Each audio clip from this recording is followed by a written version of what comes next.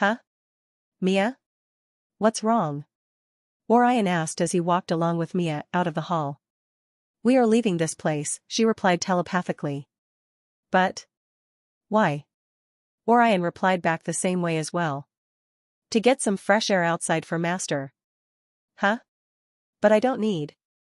Mia stopped walking and suddenly turned to Orion to speak. Yes, you do. I know Master wasn't feeling well while we were eating, and I don't like it if Master lies to me about things like this. Mia didn't open her mouth to speak to him, but her words reverberated within his mind louder than anything he had ever heard before, and he could feel the emotions Mia felt when she said those words. This allowed him to recall some of the details of his newly acquired skill, telepathy, which allowed him to feel some of Mia's emotions as well whenever she talked telepathically to her. This skill was limited to only Mia because she was his spirit guardian, so he knew how hurt she was to see him the way he was in the hall. I'm sorry Mia, I won't do that ever again, Orion apologized in her mind with an apologetic look on his face before patting her head slowly. Good, now follow me, Mia replied with a neutral look on her face before holding Orion's hand as she walked with him along the corridor. Mia was happy with his words, but because she didn't want Orion to know that she had quickly forgiven him, she tried to act annoyed a bit longer for him to see how upset she was. However, her tails failed to mask her true feelings towards her beloved master's words, because as she walked, her tails wagged faster. She continued to walk excitedly while holding Orion's hand. A few maids and knights in the hallway noticed the two of them walking alone, so they tried to ask if they would need anything, but Mia glared at every one of them, indicating that she didn't want to be disturbed and that she wanted no one to disturb her time alone with her master.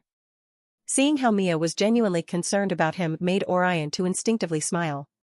He felt happy to have someone who cared a lot about him, just as how his mother and aunt felt towards him. The only person he had ever felt loved and cherished from was his grandfather who raised him.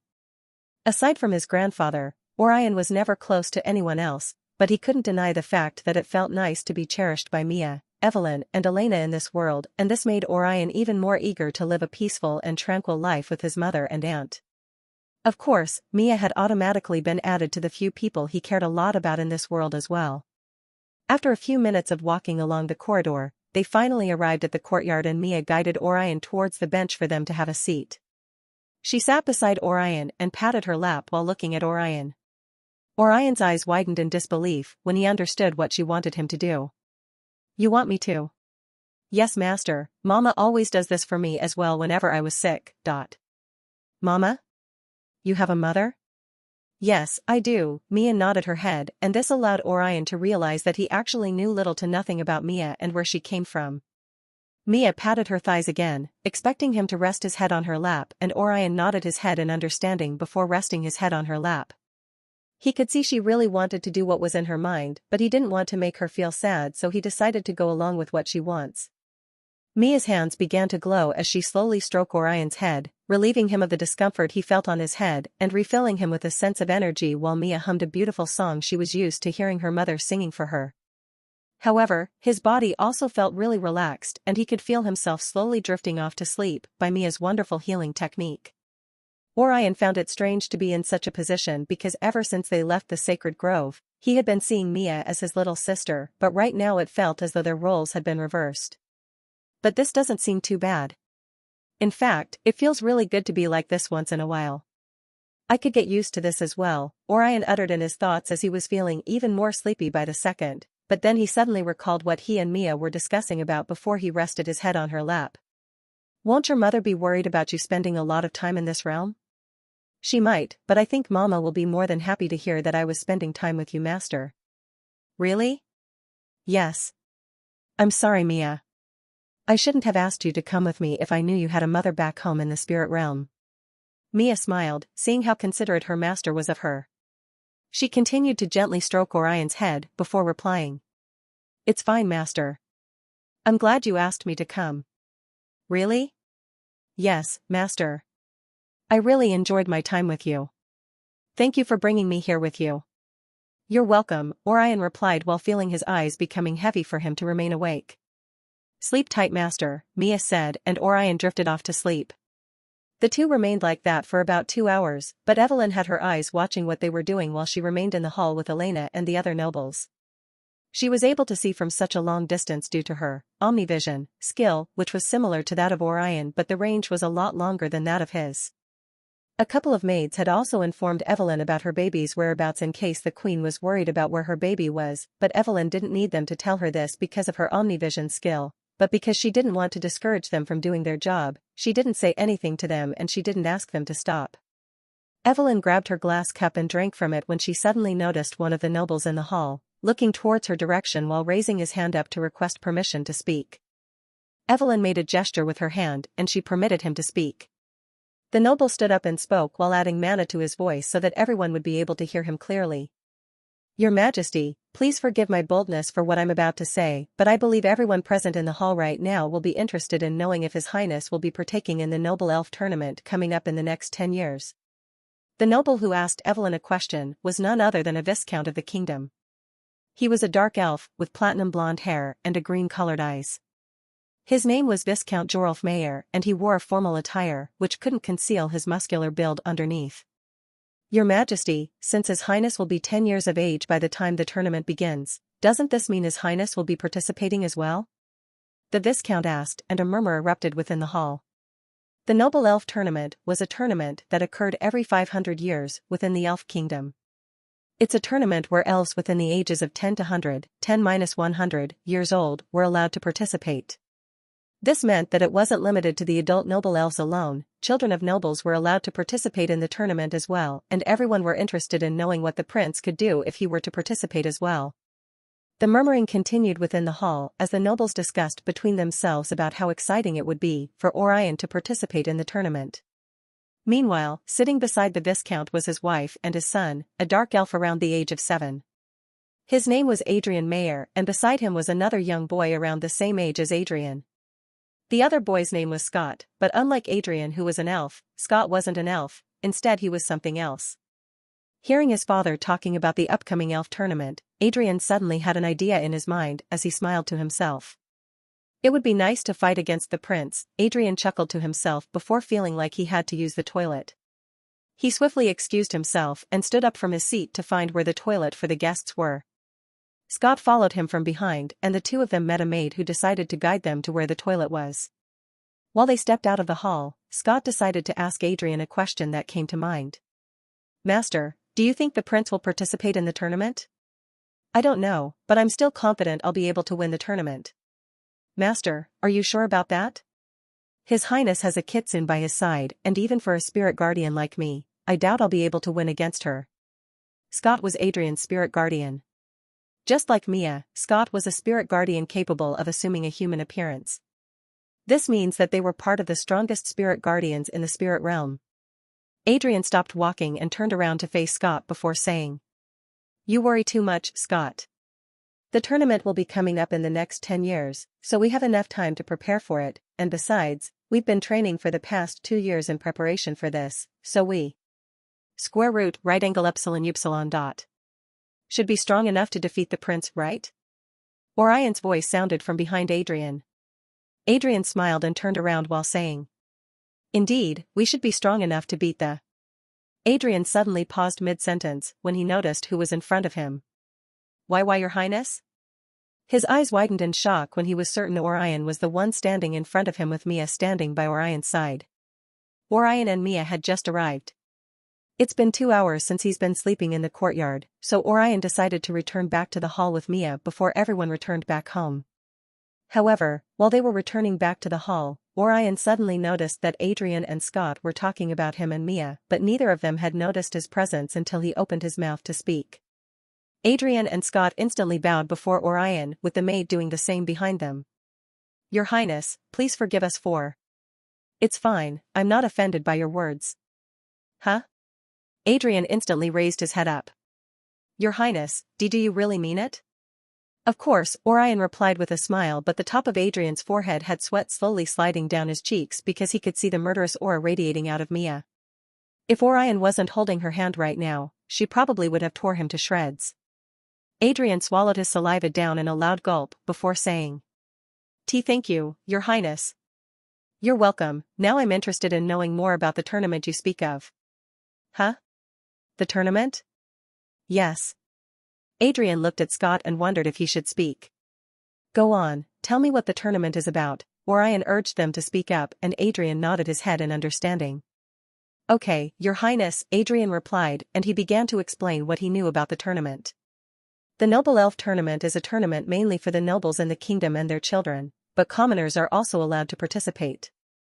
However, the tournament only allows talented and hardworking commoners to participate. Adrian continued to explain what he knew about the tournament. Orion was able to find that the tournament was divided into two different age groups. The younger age groups and the adults age group.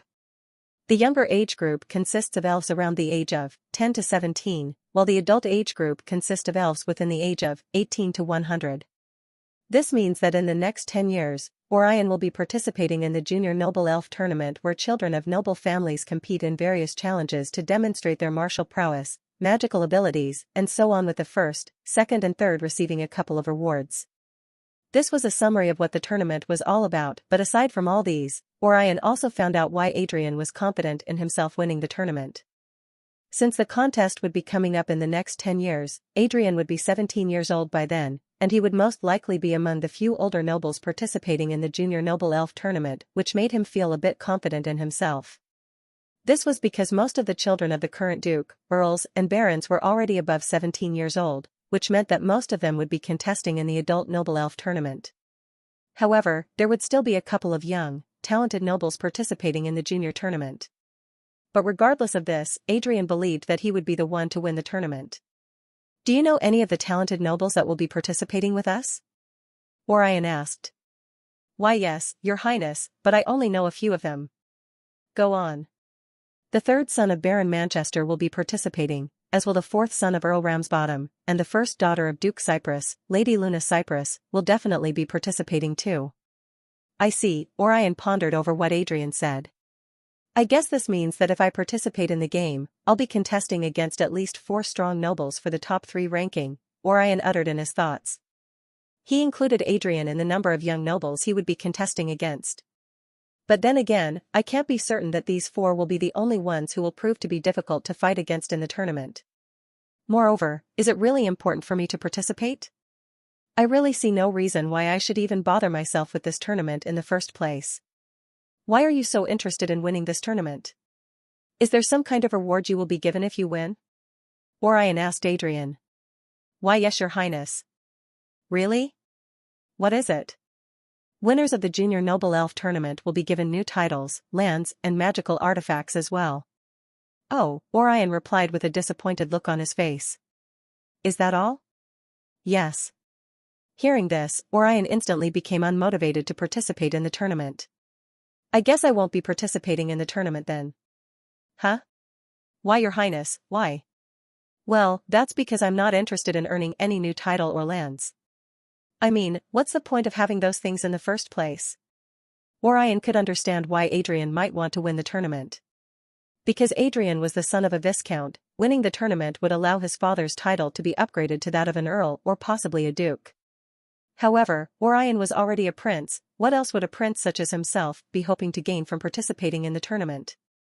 So, in a nutshell, Orion has decided not to participate in the upcoming tournament. But Your Highness, it's not just about having titles and lands. Then what else is there to fight for? Your Highness, not only is the tournament seen as a way for us to showcase our skills to everyone in the kingdom, but it's also a way for us to gain recognition from the nobles and our fellow contestants as well. I see, Orion assumed a thinking posture as he stroked his bare chin.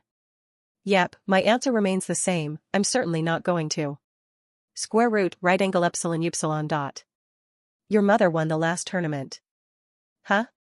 What did you say? Queen Evelyn participated in the last tournament and won.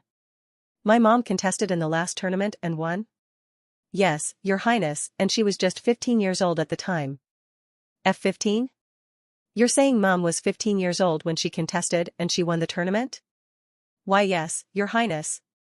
You mean she won the Junior Noble Tournament, right? Yes, Your Highness, but she also won the adult tournament as well. I'm confused. I mean the Queen won the Junior Noble Elf Tournament and when she did, the 3 winners of the Junior Tournament contested against the 3 winners of the adult tournament and that was how she won the tournament, Orion muttered to himself. Yes, Your Highness. Orion remained silent as he pondered about how amazing his mother really is. He knew his mother was strong, but Orion wasn't expecting her to have been so overpowered from a very young age.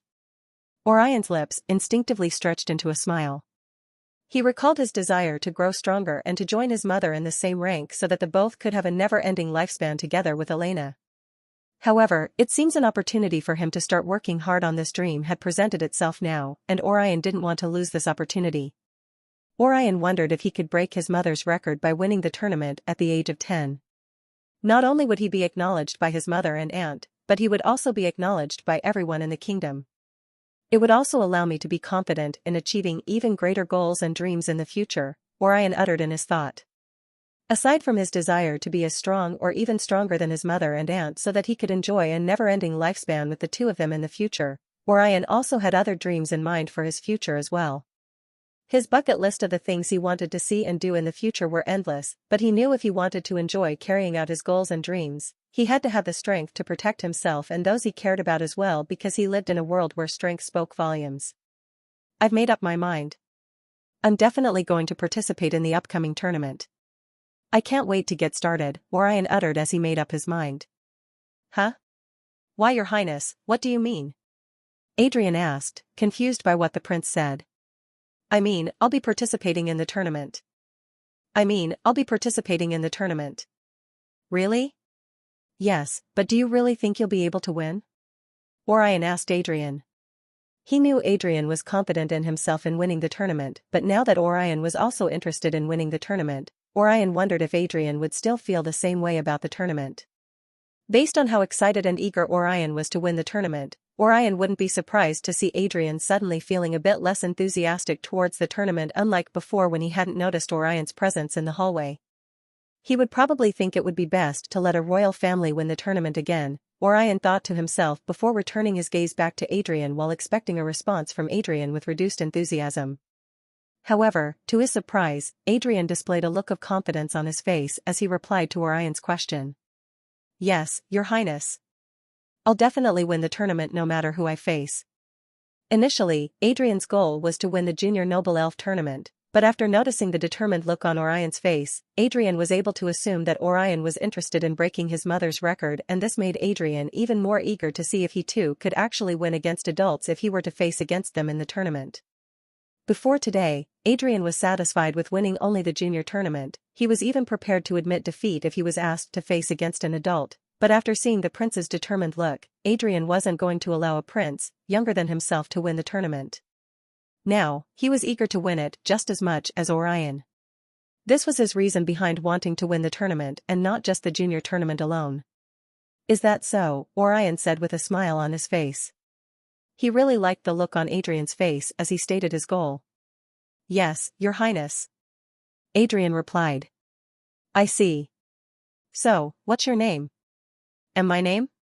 Adrian was puzzled as to why the prince would suddenly ask him for his name, and he hoped that he wasn't in any kind of trouble. Yes, you have one, right? Why yes, Your Highness. My name is Adrian Mayer, and this here is Scott, my spirit guardian. Adrian introduced himself and his spirit guardian. It's nice to meet you, Adrian and Scott. My name is Orion Galder Elfrida and she's Mia, my spirit guardian. Orion offered his hand to shake that of Adrian's. Adrian was hesitant at first, but he shook Orion's hand nonetheless. As for Mia, Adrian dared not to offer his hand to shake her because he was certain he would be leaving the castle with broken bones if he tried such a thing. It doesn't take a genius to know that Mia didn't like him, and the more she continued to glare at him, the more Adrian felt like burying himself in a hole. I can't wait to leave this place as soon as Adrian thought to himself with beads of sweat drizzling down his face, but then, he suddenly heard Orion saying something to him. If it's okay with you, I would like to train with you once in a while before the tournament begins, Orion suggested.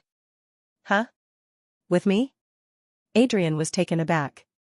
Yes, I'll discuss it with my mother, so that she'll allow us to spend some time together in the castle. If you want to, that is. Adrian had 2 years of experience in training underneath, so it wouldn't hurt for Orion to train with Adrian once in a while. m²epsilon. Does this mean I'll be coming over to visit you in the castle? Yes, and of course, our activities in the castle won't be limited to just sparring with each other, we can do other things as well. Other things? Like what, Your Majesty? I don't know, maybe things like drinking tea or playing together, you know, things friends do together. Huh? Your Highness? Are you saying you want me to be your friend? Well, the choice is yours. I'll be honored to be your friend, Your Highness. Adrian swiftly accepted Orion's proposal.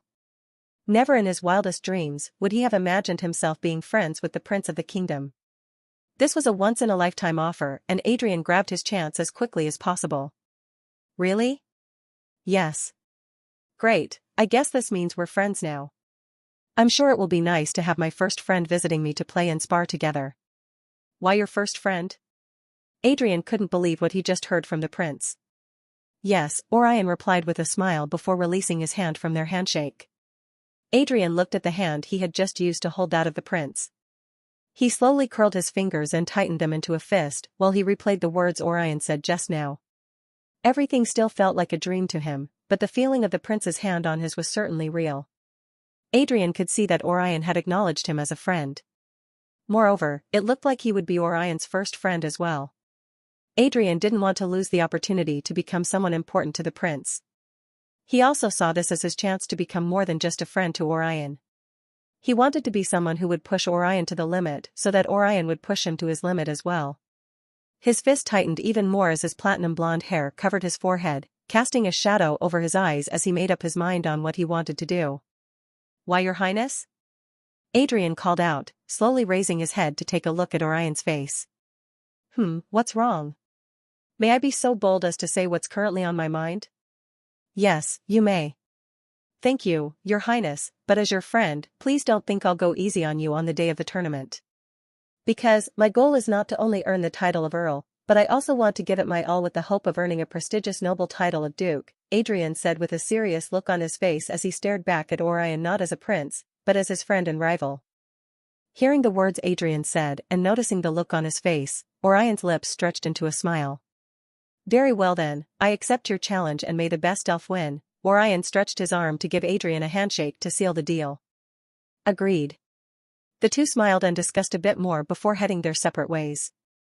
Adrian, Scott and the maid walked towards their initial destination while Orion and Mia headed towards theirs. While Adrian and Scott were walking, Scott suddenly spoke up. You were amazing, Master. I've never seen you look as cool as you did when speaking with the prince. Thank you, Scott, but let's forget about that for now. Adrian had a smile on his face while he was walking and he still couldn't believe what had just occurred. Once we get home, we'll immediately begin to plan a new training schedule. I understand, Master, and as your personal spirit guardian, I promise to do everything in my power to help you grow stronger. Thank you so much, buddy. You're welcome, Master. Scott smiled to his master before noticing his master's feet hurriedly walking towards the restroom. Hee. It seems Master has been holding it in ever since he saw the prince. It's a good thing he didn't pee in his pants in front of the prince, hee. Scott giggled in his thoughts as he trailed behind his master. While Adrian, Scott and the maid went on their way, Orion and Mia decided to return to the hall. However, while they were walking, Mia had a cute pout on her face and it was easy to see that she wasn't pleased with something that had happened. Mia, is something wrong? Orion asked, unsure of what could have caused her to be pouting while walking beside him. It's nothing, Master, Mia harumphed while walking with her hands crossed on her chest, and she refused to look at Orion's face. Orion rolled his eyes at how cute his spirit guardian looked right now. You're lying, Mia. Fine, the truth is that I don't like that boy. Huh? Adrian? Why? Mia didn't reply at first, but when she did, she muttered to herself. Who does he think he is, coming out of nowhere to become Master's first friend? Doesn't he know I was the first to know Master? I am the one who deserves to be Master's first friend, Mia pouted cutely again, recalling how Adrian became Orion's friend instead of her. Although she muttered it to herself so that Orion wouldn't hear what she was saying, but with his sharp ears, Orion was able to hear every single word she uttered and this made him giggle to himself before he grabbed hold of Mia's hand. Mia was surprised to see Orion suddenly holding her hand. Master? Mia, you shouldn't be worried about not being my first friend. Huh? Why? Because you are more than a friend to me. Are really? Mia leaned closer to Orion, staring into his eyes as she waited for him to confirm his words. Yes, Mia. Does this mean Mia is very special to Master? Mia's eyes sparkled in excitement. Yes, Mia, you're very important to me. Hearing Orion's words, Mia giggled and her tails wagged excitedly as well. Hee hee, thank you, master. You're welcome, Orion smiled back as he noticed the happy smile on his beautiful spirit guardian. The two continued to talk while returning to the grand hall where the awakening ceremony was taking place, but while they were walking, Orion recalled what Adrian said about his mother. It still feels like a dream to hear that Mama won the tournament at such a young age. But this means I will have to work hard as well to achieve something even greater. Upsilon. I know Mama will be very proud of me if I'm able to win the tournament at a very young age, and I really want to see how happy she and Aunt Elena will be when I win the tournament. Adrian's goal is to become an earl or a duke, while mine is to become the first elf to ever win the tournament at the age of 10. Our goals won't be easy to achieve, but I'm prepared to work hard for the future. Because I know Mama worked hard as well to win the last tournament. There's no doubt about it, Mama is truly amazing. Mama is the greatest, Orion muttered confidently with a smile on his face as he finally arrived at the hall. Meanwhile, a smile appeared on Evelyn's face as well when she overheard her baby praising her while entering the hall. Orion and Mia joined Evelyn and Elena in the hall, and the party lasted for a few more hours until everyone returned home later that evening. The four of them felt exhausted after the ceremony, so they decided to sleep together in Evelyn's bedroom, and because her bed was extremely big, it could comfortably take the four of them. The next morning, Orion opened his eyes to notice his head resting on his mother's beautiful mountain peaks. It was easy for him to know that he was resting on his mother's breast because of her soothing scent. Mama scent is the best. It always smells like flowers, and I can't get enough of it. I love her scent so much. Orion buried his head deeper into her bosom and he felt a hand slowly stroking his head. He raised his head to see his beautiful mother smiling at him. Good morning, Mama. Good morning, sweetie. Evelyn planted a kiss on his forehead and asked. How do you feel? I feel fine, Mama, Orion replied before turning around to look for Mia, but she wasn't on the bed with him and Evelyn. Is something wrong, sweetie? I can't find Mia. She has returned to the spirit realm, dear. She has? Yes, sweetie, she went back home to see her mother, but if you'd like to know, Mama could teach you how to summon her now if you feel like seeing her. Thanks, Mama, but I'll do that after eating breakfast. Okay, sweetie. Evelyn kissed her baby's cheeks but noticed Elena groggily opening her eyes as she woke up beside Orion. Orion turned to his left to see his aunt with her hair a bit disheveled. Good morning, Auntie. Good morning, dear, Elena said with a yawn as she stretched her tired body. Thanks for yesterday, Auntie. Orion thanked Elena for making all the preparations for the awakening ceremony. He knew his aunt had been working very hard to ensure everything worked out perfectly for his awakening ceremony, and Orion was thankful for everything she did for him. Knowing what he was thanking her for, a smile appeared on Elena's lips and she leaned towards him to kiss his cheeks. You're welcome, dear. Orion giggled before saying. You had been working really hard to prepare the ceremony, Auntie. How do you feel? Sensing the opportunity to have Orion all to herself, Elena swiftly made a sad look on her face. I feel sad, dear. I feel sad, dear. Elena said with a sad look on her face. Huh? Really? What's wrong? Orion asked with genuine concern. So cute. My nephew is the cutest. Elena squealed internally. She was touched to see her cute little nephew look so worried about his aunt, and she felt like hugging him forever. She couldn't get enough of her adorable little nephew. Auntie's body aches so much, will you be a dear and give Aunt a hug? Will it take the pain away? Yes, dear, it will. Okay, Auntie. Orion rolled over to his aunt to hug her. Of course, Orion knew his aunt only wanted to hug him, but if that was all she wanted after all she'd done for him, then he was more than happy to make her wish come through. Thank you, dear. Elena smiled with her arms open wide as she waited for her little nephew to hug her, but when Orion was about to hug her, Evelyn swiftly swiped her baby away from her conniving sister and hugged him closely. Don't trust your cunning auntie, sweetie. She's only trying to steal you away from Mama. Don't worry, sweetie, Mama will protect you from your naughty auntie. Evelyn said with a smile, before poking her tongue out at Elena. Meanwhile, Orion pulled his head back from his mother's breast to look into her eyes. It's okay, Mama, I want to hug Auntie. Huh? Really? But, she's... It's fine, Mama. Yes, sister. Let Orion hug his favorite auntie in the world, Elena said with a huge smile on her face before poking her tongue out at Evelyn in return. Evelyn bit her lower lips.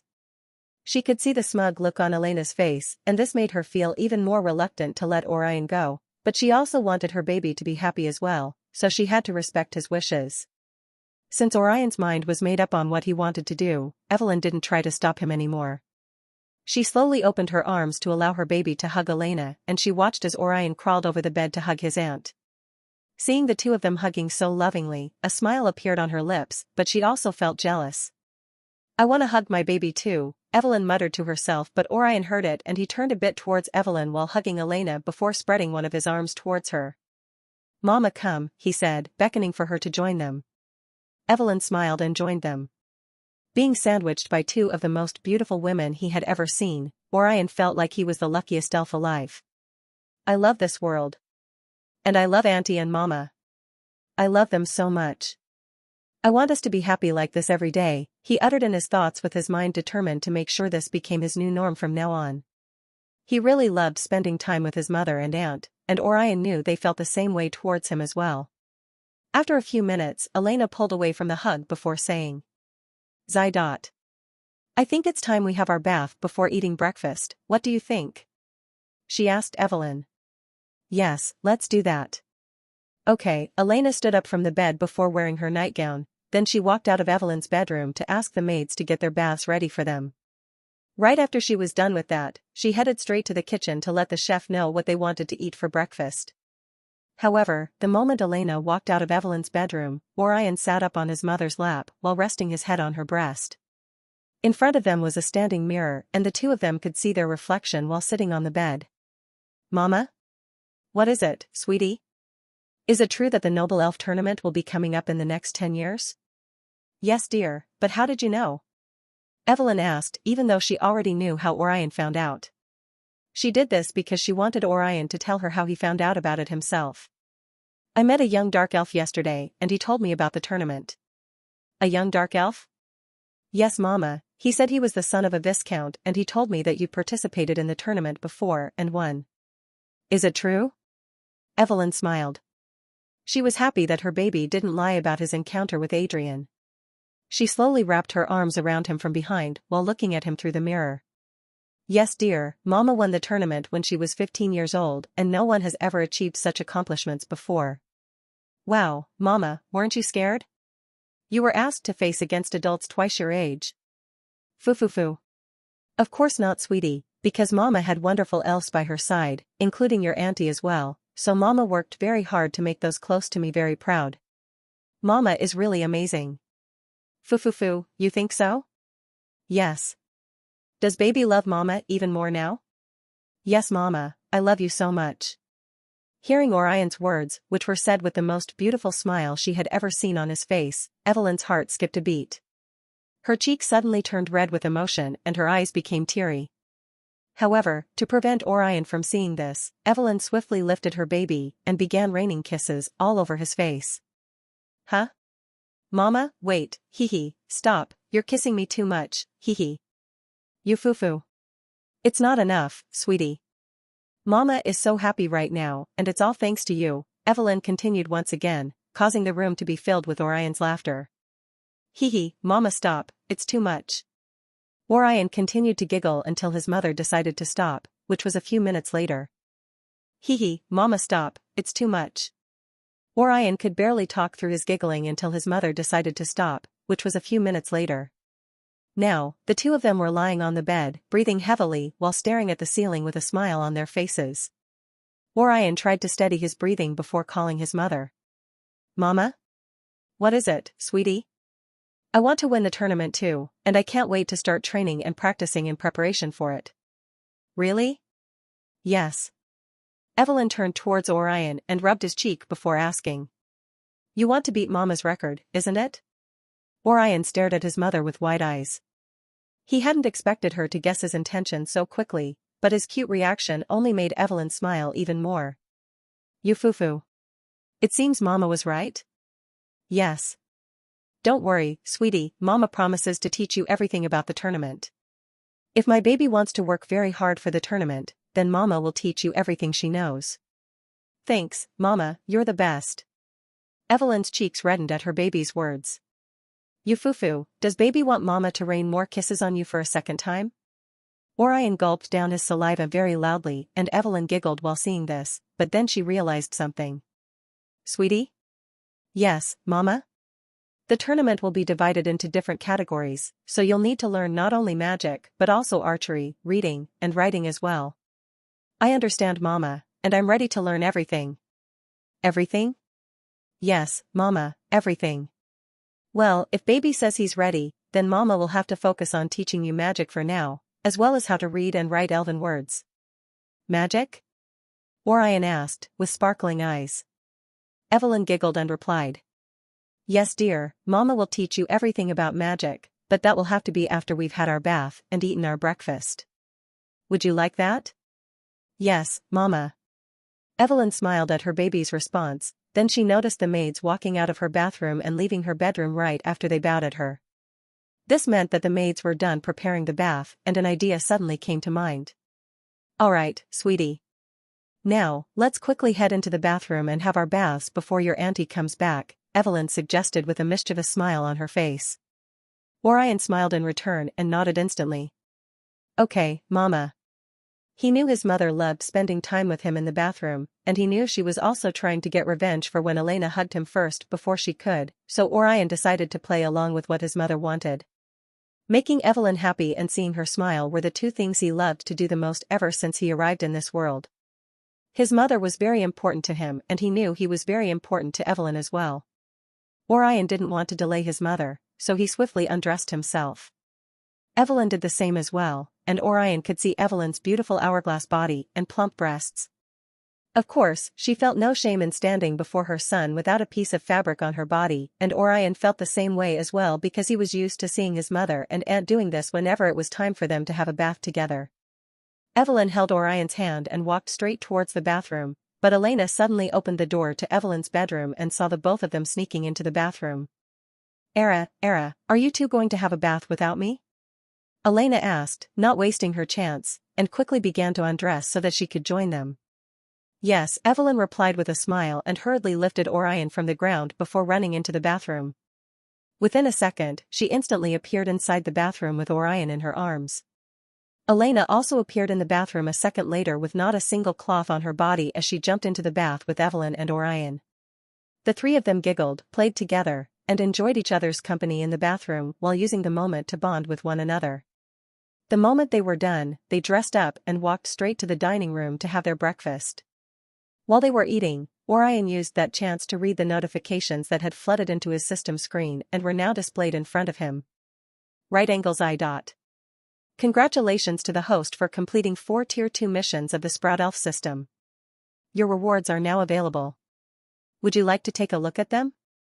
Yes. The system acknowledged his response and replied. Here are your rewards. First mission, Mana Core. Rewards, attributes, you have received +5 vitality. You have also acquired your first combat art or technique, Mana Combat Technique. Second mission, Summon. Rewards, attributes, you have received +5 charisma. You have also acquired a new basic skill, Appraisal. Third mission, Friend. Rewards, attributes, you have received +5 charisma. You have also acquired a new combat art or technique, Dagger Combat Technique. Fourth mission, Harmony. Rewards, attributes, you have received +5 charisma. You have also acquired a new racial skill, Auto MP Recovery. Congratulations to the host for your newly acquired skills, attributes, and techniques. Would you like to take a look at your status? Yes. Name Orion Galder Elfrida. Race, High Elf. Title, World Traveler, Prince of the Elf Kingdom. Strength, 5. Agility, 5. Charisma, 19. Vitality, 7. Intelligence, -22. Emotional Intelligence, 7. Mage rank 1, Inchoate Mage. Magic skills. Elemental magic learned, none. Non-elemental magic learned, none. Basic skill, Elf language, inventory, tracking, archery, magic sense, close combat, appraisal. Combat techniques. Mana combat proficiency, tier 0. Dagger proficiency, tier 0. Racial skill Omnivision, thought acceleration, camouflage, summoning skill, auto-MP recovery. Contract skill, telepathy. Resistance, exhaustion resistance, pain resistance. Orion looked through his status, and right after he was done, he decided to check out the details of his newly acquired skills. Mana Combat Technique. The host has acquired a fundamental understanding of what Mana Combat Technique is all about. If the host wishes to use simple Tier 1 Mana Combat Techniques, then the host must improve his understanding of mana manipulation. Appraisal. This skill allows the host to assess and evaluate the value, properties, and potential of weapons, rare materials, and artifacts. It can also be used to view a few details of a target, depending on the stage of the elf system the host has access to. Auto-MP Recovery. This skill automatically restores the host's MP once it drops. Dagger Combat Technique. Just like the host's newly acquired mana technique, you have obtained a fundamental understanding of what dagger art is all about. However, if the host wishes to use simple Tier 1 dagger arts, the host must first awaken his aura aspect. Orion read through the details of his newly acquired skills, and the moment he was done, he realized that he had now obtained a basic understanding of what mana combat techniques and dagger combat techniques were about. He was also able to understand that both combat techniques were a bit similar, but they were also different at the same time. Aside from the fact that many arts involved the use of mana for combat, and it was used exclusively by mages, Orion was able to understand that dagger arts could only be learned and practiced by knights. He wanted to know more about aura and what he needed to do to have access to it, but he decided to wait until he was done eating breakfast so that he could ask his mother or aunt. Since Orion had made up his mind to speak with Evelyn and Elena once they were done eating, he decided to turn his attention to his newly acquired appraisal skill. The details of the appraisal skill look simple to understand. But I wonder what Mama's rank would look like if I used the skill to view it, Orion wondered, but he didn't waste any time in trying to view his mother's mage rank with his appraisal skill. However, when he tried it, Orion was unable to see anything about Evelyn or Elena's rank. He sighed internally and said to himself, I guess this means that the current stage of this system can't view their details. Or maybe it is because Mama and Auntie's details are a bit too much for the system to read. Anyways, it seems I won't be able to see Mama's current mage rank for now. I'll have to work harder to be able to do so, Orion concluded. He wasn't sad about his inability to see his mother's mage rank, though. He had expected something like this to happen, so he decided to continue eating his breakfast and not think too much about it. For now, Orion's main priority was to learn everything his mother promised to teach him, and he couldn't wait to get started. Come to think of it, with a racial skill like auto-MP recovery, I can see why Mama would be regarded as one of the strongest elves ever, Orion uttered in his thoughts. He could feel the hairs on his body standing tall in the excitement of what was to come in the future. He couldn't wait to get started with his lessons, so he focused more on his breakfast. Square root, right angle epsilon upsilon dot.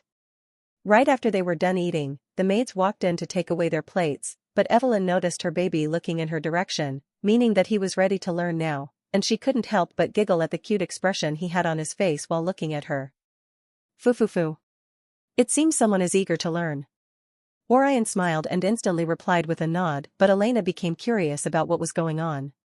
What are you two talking about? She asked, and Orion replied. Mama wants to teach me magic. Magic? Yes. Oh, I see, a sad look appeared on her face. Well, good luck then, Elena said depressingly before grabbing the mug in front of her and drinking her tea. Her interest in what they were talking about suddenly dropped, and Orion noticed the sad look on her face. Aunt Elena, is something wrong? No dear, Auntie is fine, Elena replied with a fake smile. Unlike before, when Elena had been trying to have Orion all to herself, this time around, she felt really sad, and she wasn't doing it to trick Orion into hugging her. Liar, Evelyn interposed. Don't believe your aunt, sweetie, she's lying.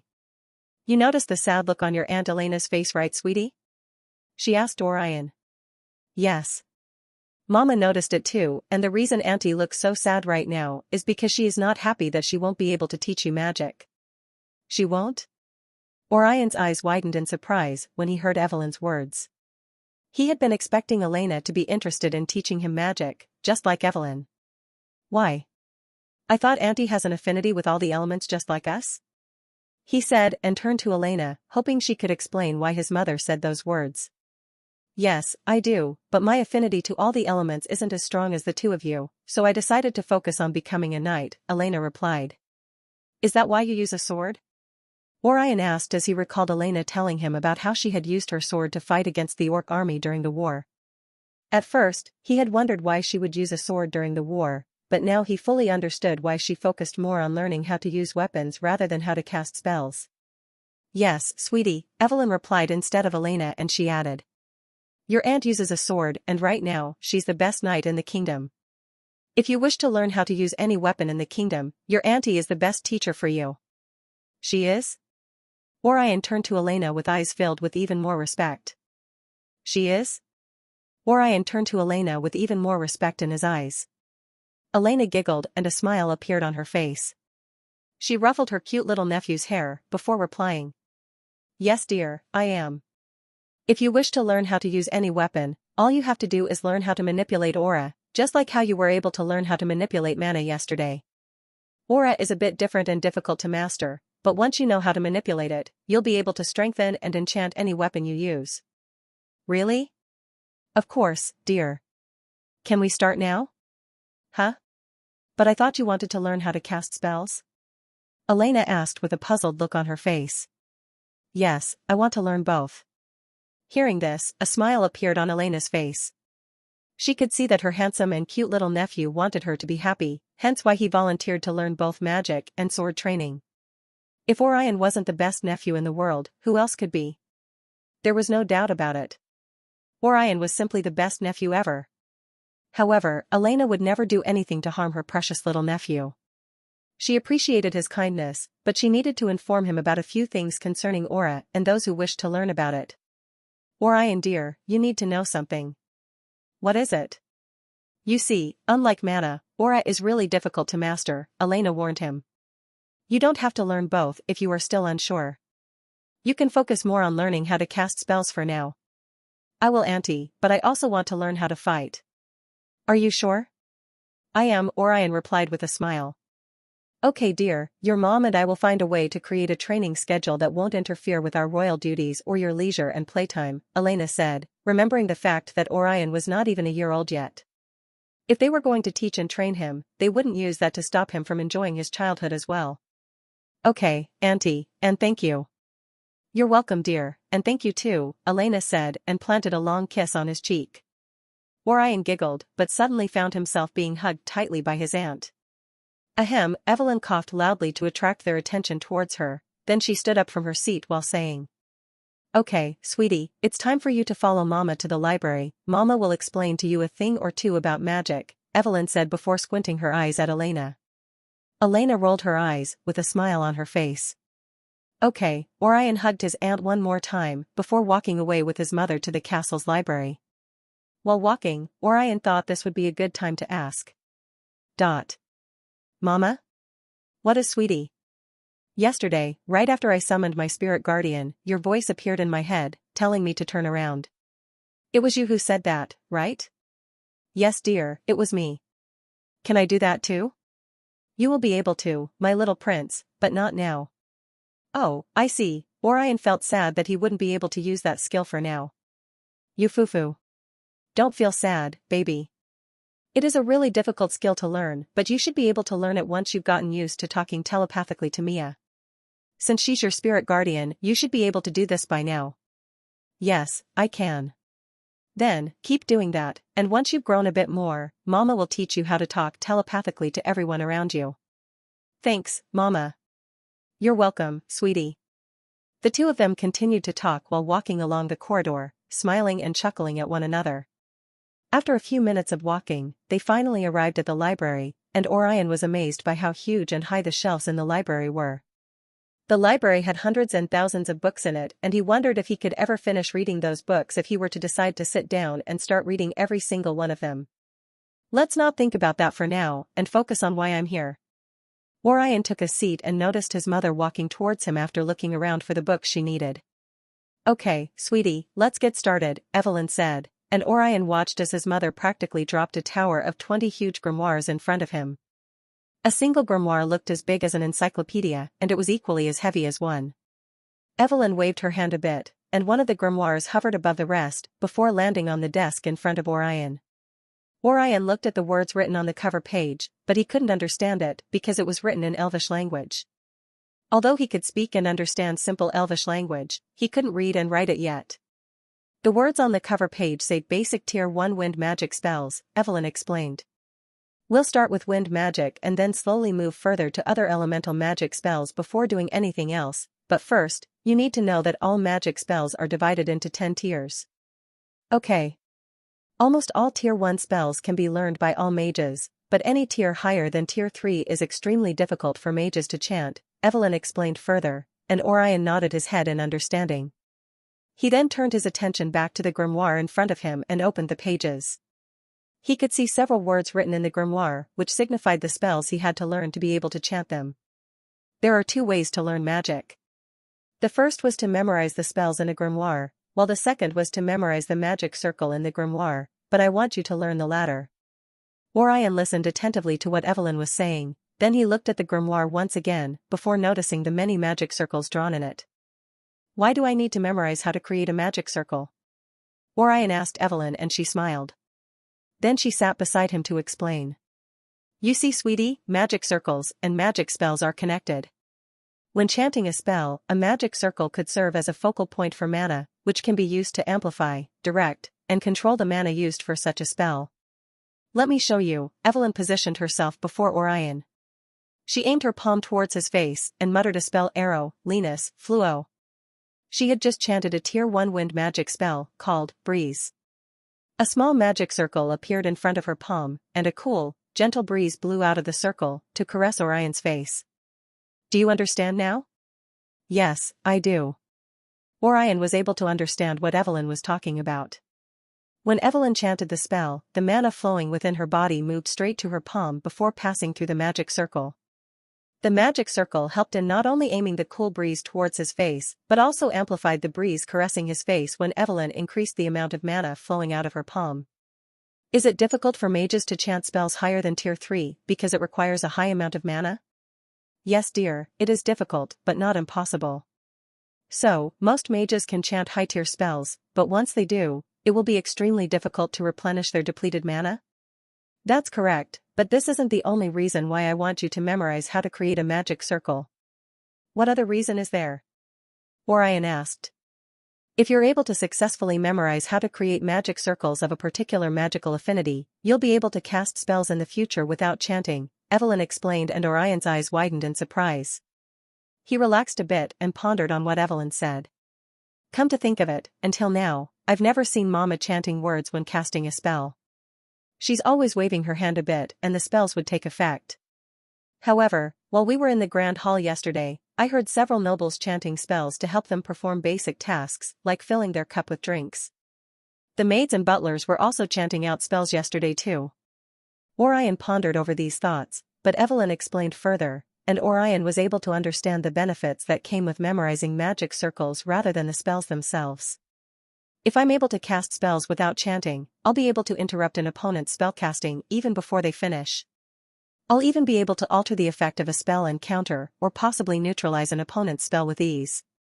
Orion would be able to do this because once he had mastered several magic circles, he would be able to recognize any magic circle he came up against, allowing him to be able to easily neutralize the spell before his opponent could even begin to understand what had happened. Memorizing magic circles is indeed a formidable and more deadly approach if you consider the benefits it yields in the form of casting spells without chanting them out loud.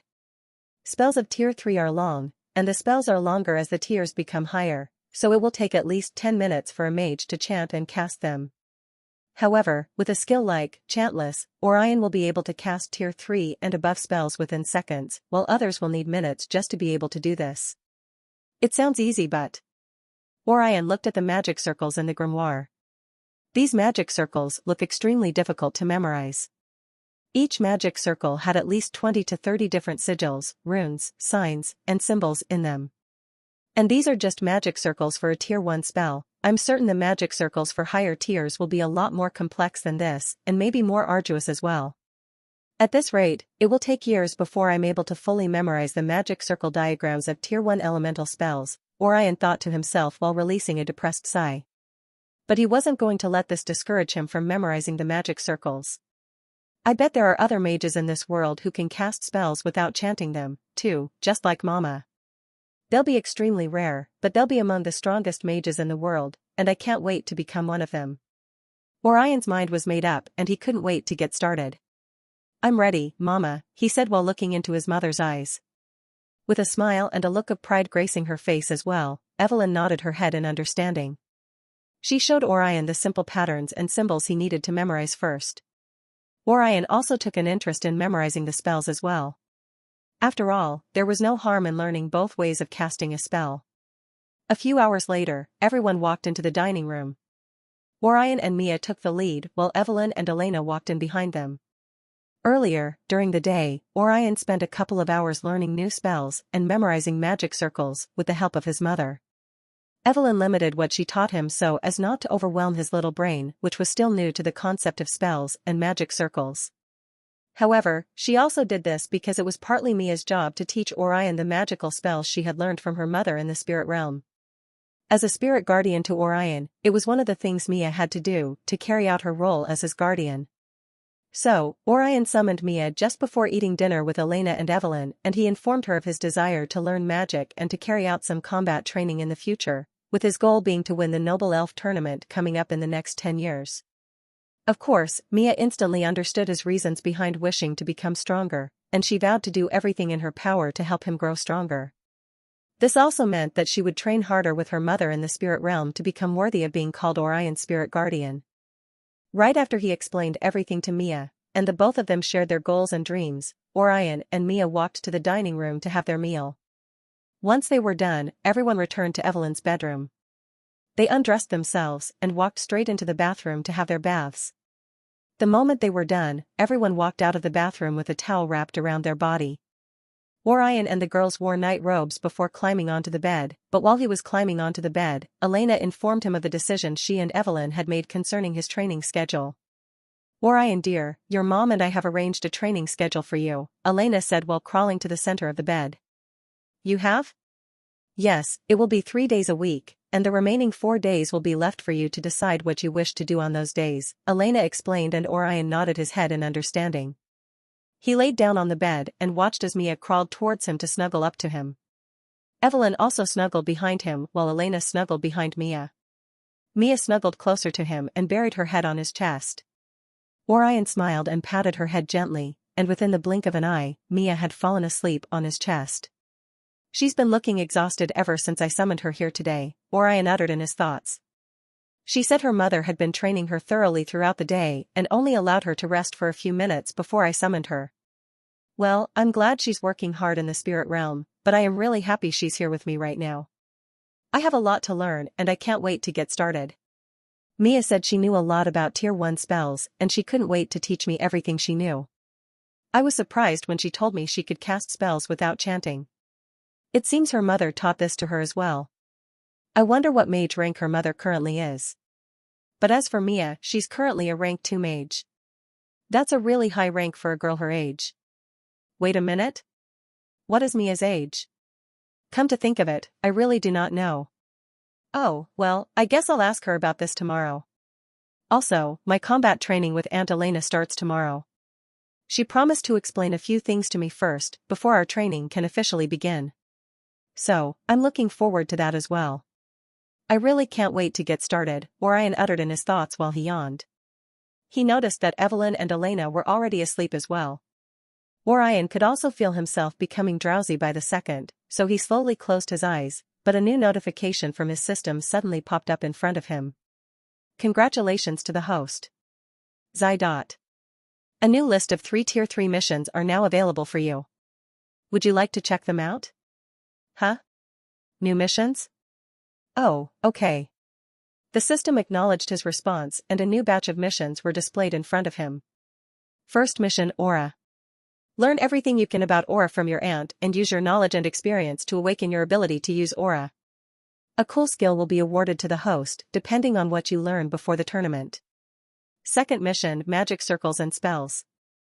To obtain the skill Chantless, the host must learn and memorize all the magic circles related to Tier 1 spells of at least 3 magical affinities. A massive increase in the host's attributes will occur depending on the number of magical circles the host memorizes. The system will also evaluate the host's progress, experience, and understanding of magic before the day of the tournament. Third mission: Elvish language. Your vocabulary of the Elvish language has greatly improved since you acquired the skill to understand simple Elvish phrases and sentences. Now, it's time to completely understand the concept of how to read and write Elvish words. All rewards will be given to the host a day before the tournament. Skills learned during the course of your training and learning will also be added automatically to the host status. Good luck. While reading the new batch of missions displayed in front of him, a smile spread across Orion's face. It seems the system wants to give me some really cool skills. Maybe that's why it wants to reward me based on how seriously I train and learn new things in preparation for the tournament. Anyway, it's a good thing the system didn't ask me to memorize all the magic circles and spells relating to all Tier 1 magical affinities. That would have placed a lot of pressure on me.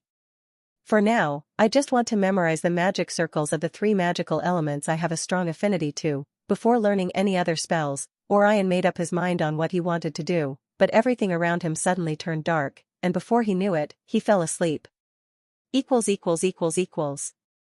The next morning, Orion woke up to find Mia hugging him on the bed while she was still asleep. She's been hugging me since last night. Doesn't her arms get tired? Well, if she likes it, then who am I to complain, Orion thought to himself before noticing that they were the only ones in the bedroom. Orion used his Omnivision skill to check if his mom and aunt were in the bathroom. I guess Mom and Aunt Elena are already awake, cause they aren't in the bathroom either. Since they weren't there, Orion returned his gaze to Mia. She's slowly turning me into her favorite pillow, Orion uttered in his thoughts with a smile on his face. Then he patted her head and Mia groggily opened her eyes to see her beloved master smiling at her. Rise and shine, sleepyhead. Good morning, master. Good morning, Mia, Orion responded, but then he noticed someone walking into Evelyn's bedroom. Era, you two are awake? It was Evelyn who walked into the bedroom. Orion smiled when he saw that it was his mother, and he greeted her. Good morning, Mama.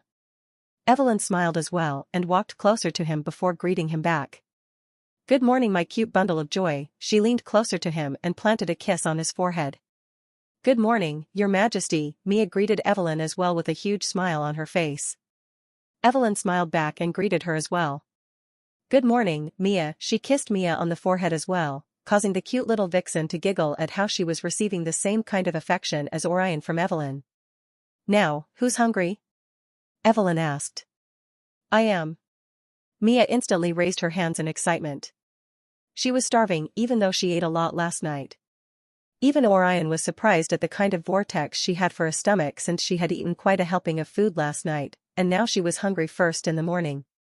Just how big is the stomach of a kitsune? You foo-foo. Okay, dear, then you two must have your bath before eating, Evelyn instructed, and they both nodded their heads in response. Evelyn clicked her fingers and 2 maids walked into her bedroom. After giving the maids a few instructions, she directed her gaze back to Orion and Mia.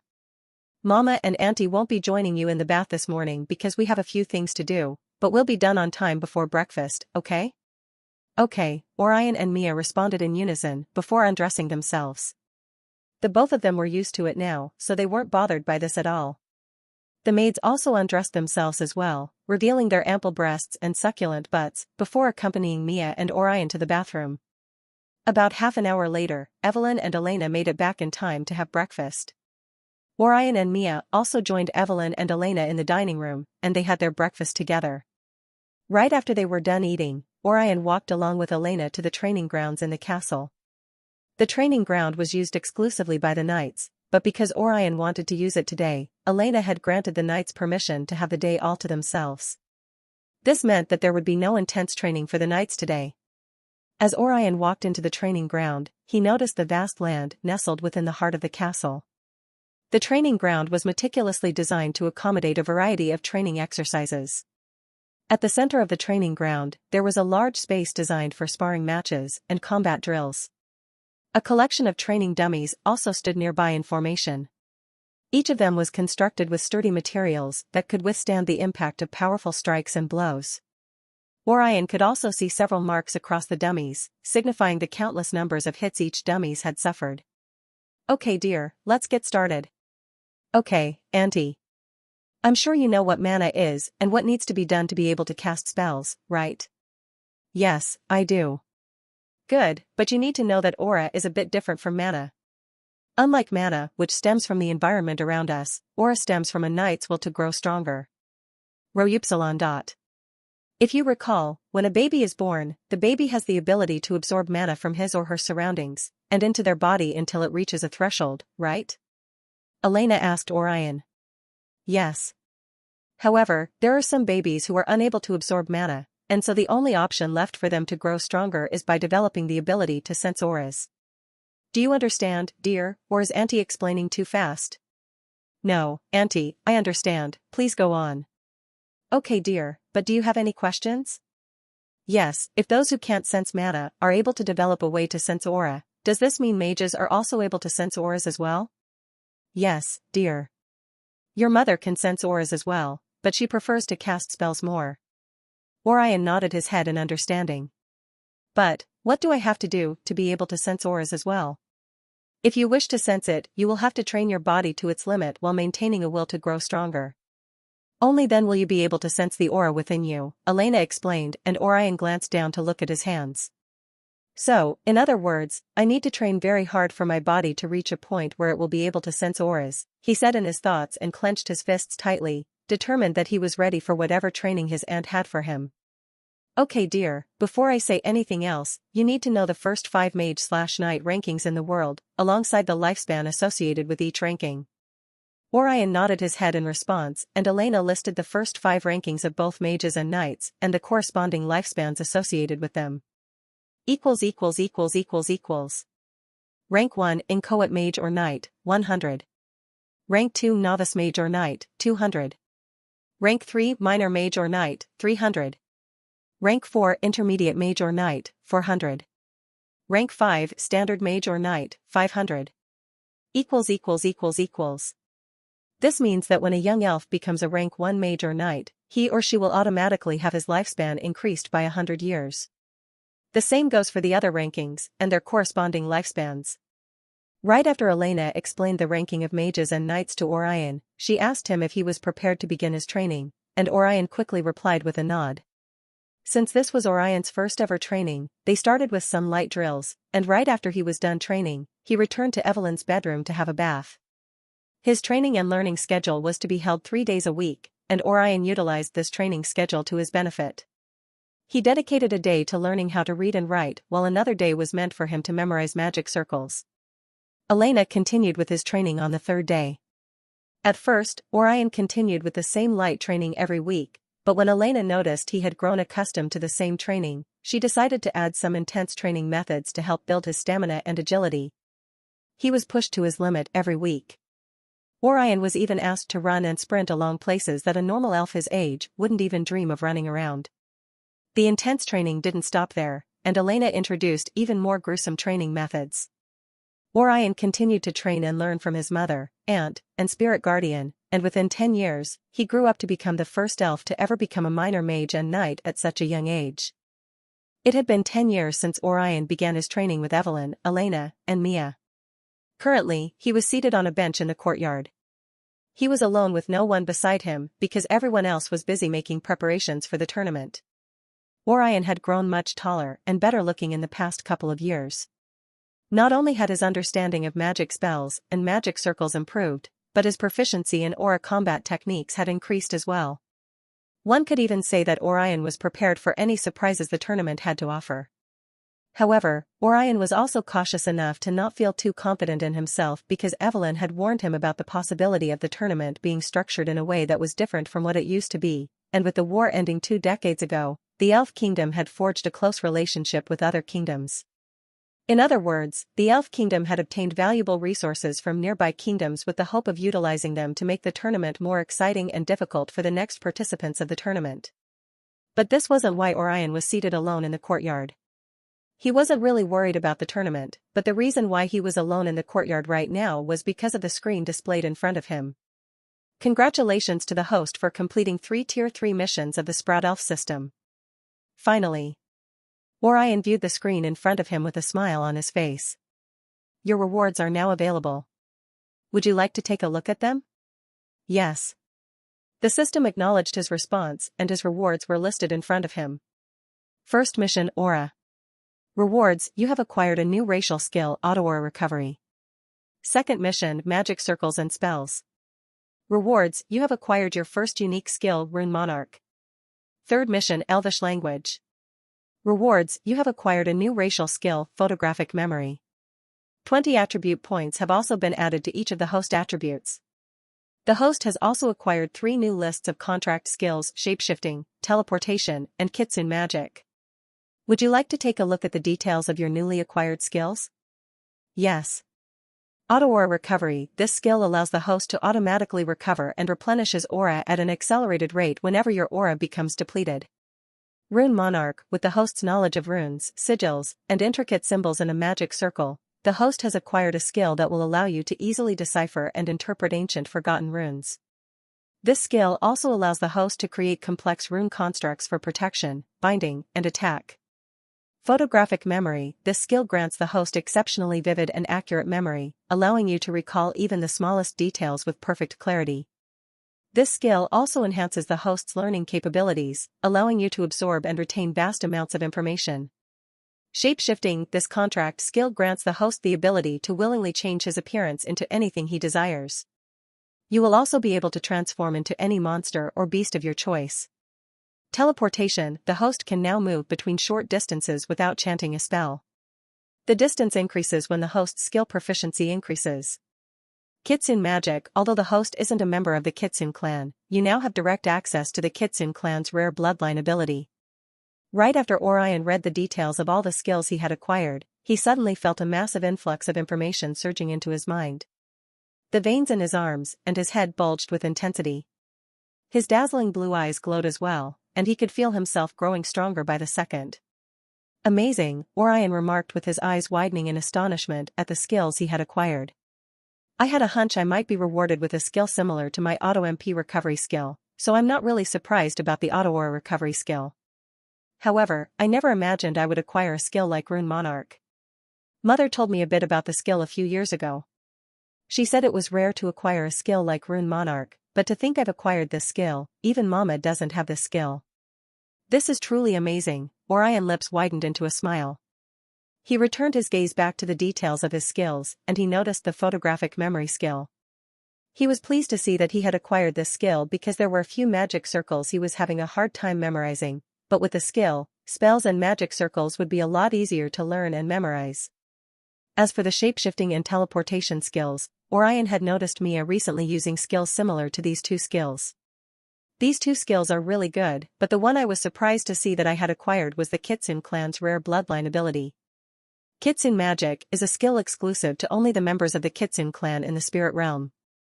It's a collection of spells innately acquired by the Kitsune clan members. These spells can't be taught or learned by just anyone. The spells do not even have magic circles, and this was why I gave up on the idea of acquiring the skill when Mia told me about it. In a nutshell, no one could acquire or use the bloodline ability of a spirit guardian, but here he was, with the ability to use a Kitsune bloodline's ability, and this was all thanks to the system he had. The elf system is truly amazing, Orion uttered in his thoughts. But suddenly, he noticed a new notification popping up in front of him. Congratulations to the host for the skills you've acquired. Would you like to view your status? Yes. With his command confirmed, the system displayed his details. Name Orion Galder Elfrida. Race High Elf. Title World Traveler, Prince of the Elven Kingdom. Strength 55. Agility 53. Charisma 59. Vitality 57. Intelligence, -52. Emotional intelligence, 57. Mage rank 3, minor mage 75%. Knight rank 3, minor knight 75%. Magic skills, smiley face. Elemental. Lightning magic, 2. Fire magic, 2. Wind magic, 2. Water magic, 2. Plant magic, 2. Non-elemental, none. Basic skill: elf language, inventory, archery, tracking, magic sense, close combat, appraisal. Unique skill: rune monarch. Life skill: hunting, tier 2. Combat techniques: smiley face. Mana combat proficiency, tier 2, 57%. Dagger proficiency, tier 2, 20%. Bow proficiency, tier 2, 62%. Sword proficiency, tier 2, 60%. Aura combat proficiency, tier 2, 61%. Racial skill: omnivision, thought acceleration, camouflage, summoning skill, auto MP recovery, chantless, photographic memory, auto aura recovery. Contract skill: telepathy, shapeshifting, teleportation, spirit sense, kitsune magic. Resistance: exhaustion resistance, pain resistance. Since his training began 10 years ago, Orion had improved his knowledge of elemental magic, allowing him to quickly comprehend magic spells involving lightning, fire, wind, water, and plant magic. During his training period, Orion also acquired a life skill, hunting, some combat techniques, and a contract skill. He was able to obtain these skills and techniques even though he wasn't given a mission by the system. His combat techniques displayed the percentage of each of his proficiency, allowing him to know what part he had to focus on improving. I can't wait to test out my new skills in the tournament. I bet Mama, Aunt Elena, and Mia are going to be shocked when they see what I'm capable of doing in the tournament. Orion smiled as he tried his best to maintain a positive attitude towards his first time participating in a Noble Elf tournament.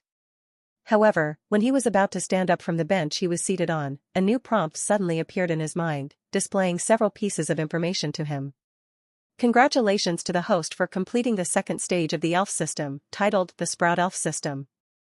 The Sprout Elf system will now begin its upgrade to the next stage.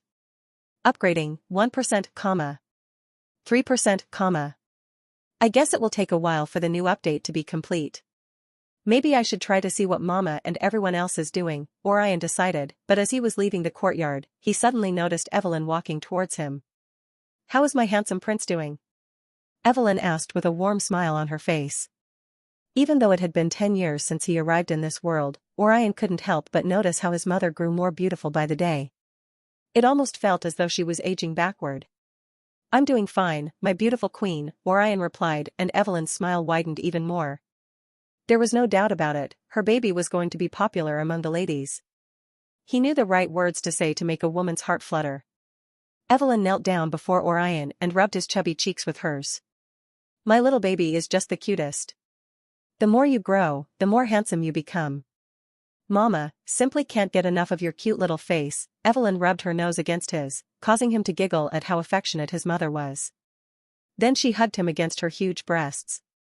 It's a shame, baby won't be with Mama for 5 days because of the tournament, Evelyn said depressingly while stroking his head.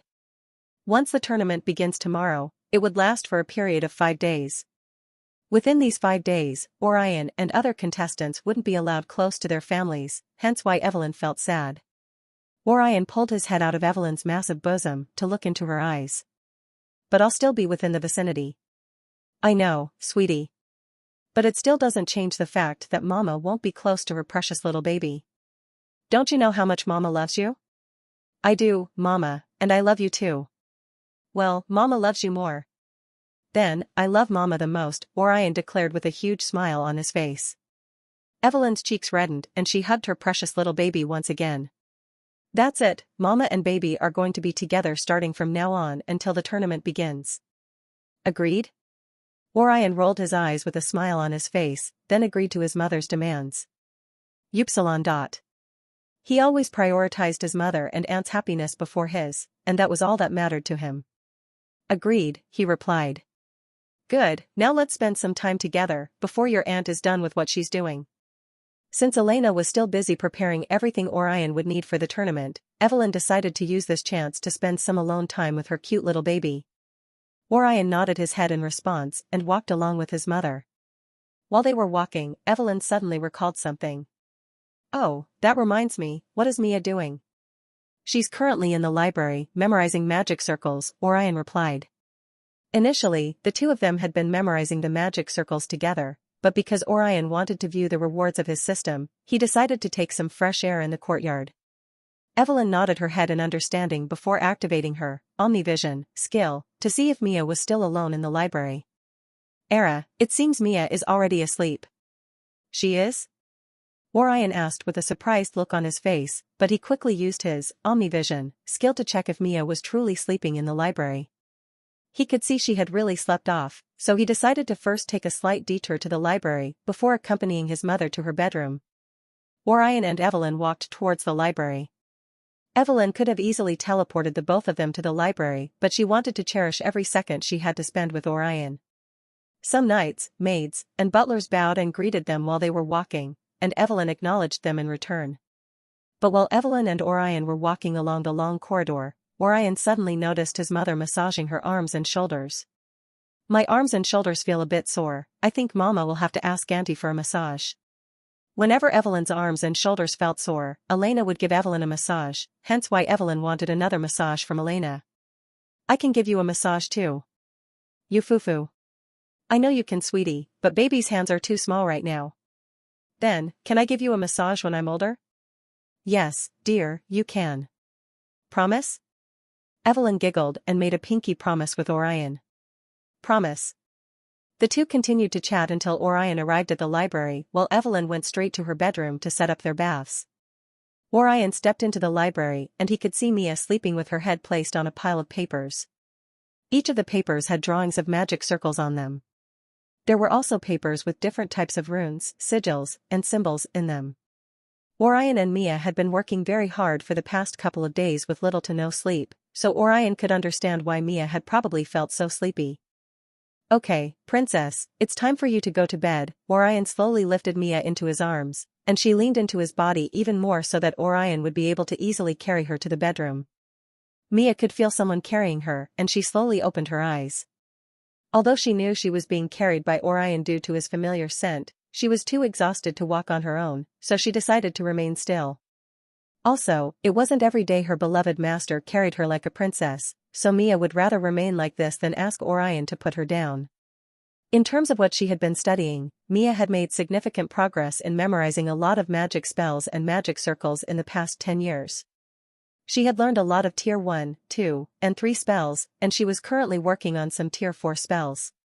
It was only a matter of time before she began to work on Tier 5 spells.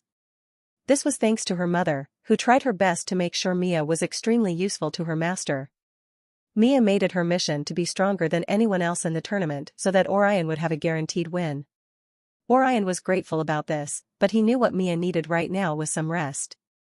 He swiftly took a step forward and activated his teleportation skill.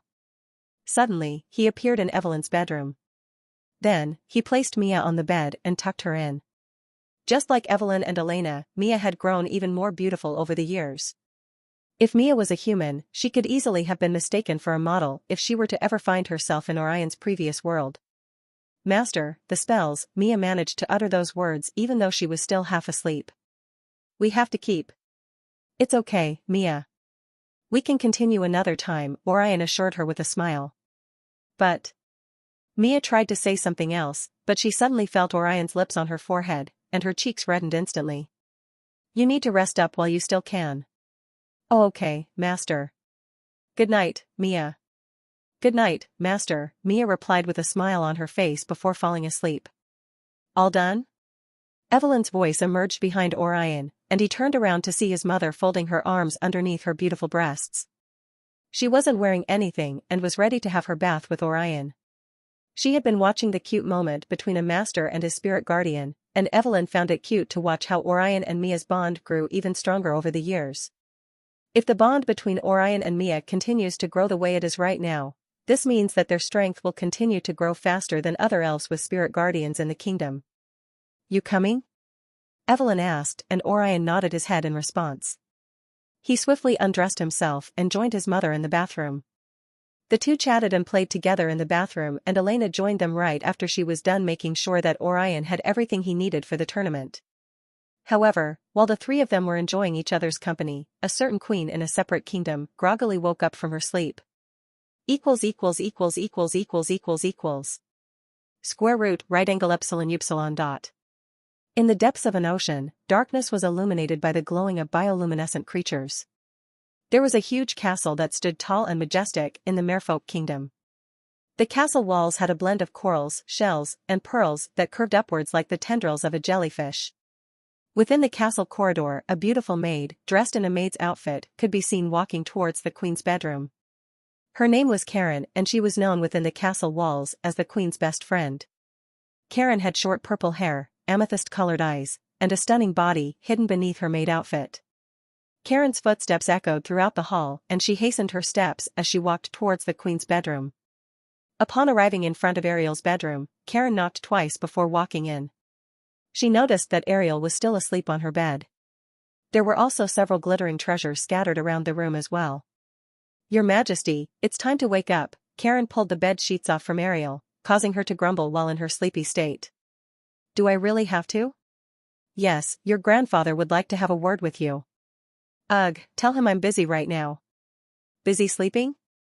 "Precisely, don't you know how important it is for me to have my nap?" "I do, but your grandfather won't be happy if you do not see him now." "Who cares? I bet he just wants to introduce me to more male partners. I believe now is the right time for you to have a suitable partner."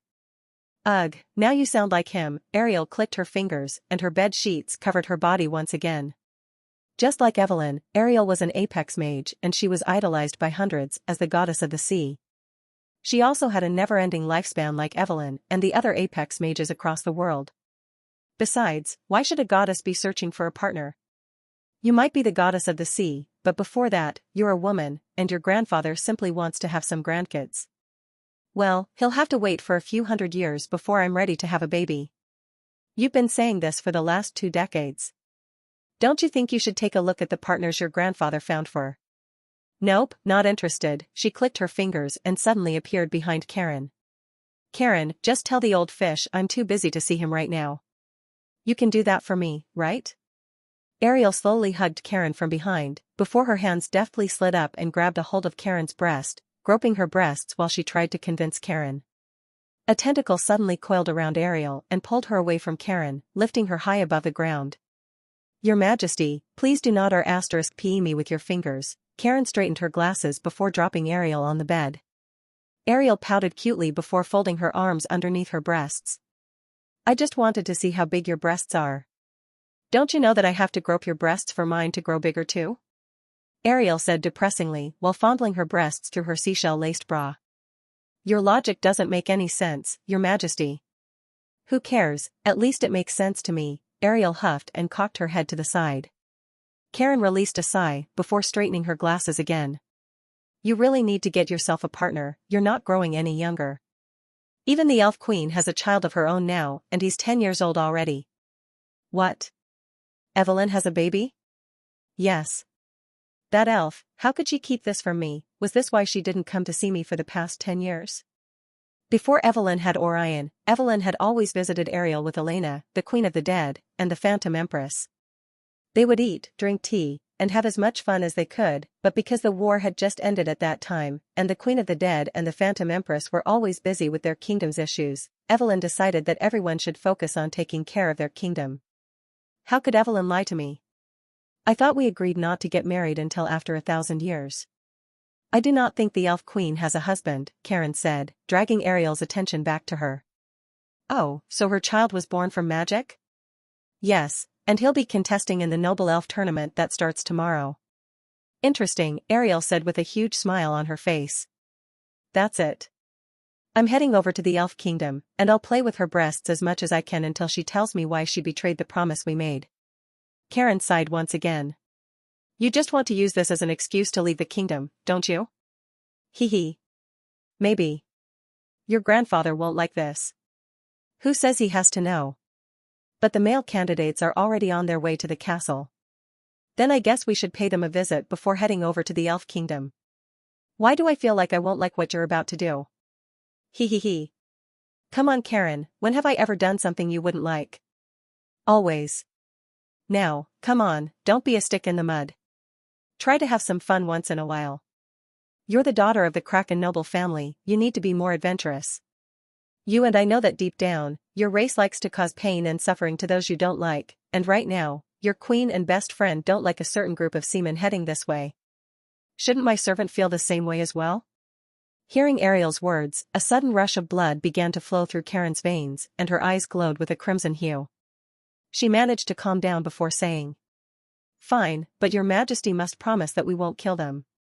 "Yufufu, no promises." Ariel swiftly dragged Karen towards her bathroom so they could have a bath together, and the two began to devise a plan on how to take care of a couple of dickheads who thought they were worthy to call themselves the husbands of the goddess of the sea. The next day, Orion could be seen standing in front of a mirror. He was dressed up and ready to leave the castle. However, he noticed that his system had reached the completion of its upgrade. Upgrade complete. Congratulations to the host for unlocking a new stage of the elf system. The third stage of the elf system is now activated. Unlocking the youngling elf system. Zai. This stage of the system allows the host to develop characteristics like confidence and resilience. Although, the host has developed from a young sprout who was always curious about even the minuscule things around him. However, the details of the host's current attributes remain the same as that of the sprout elf system.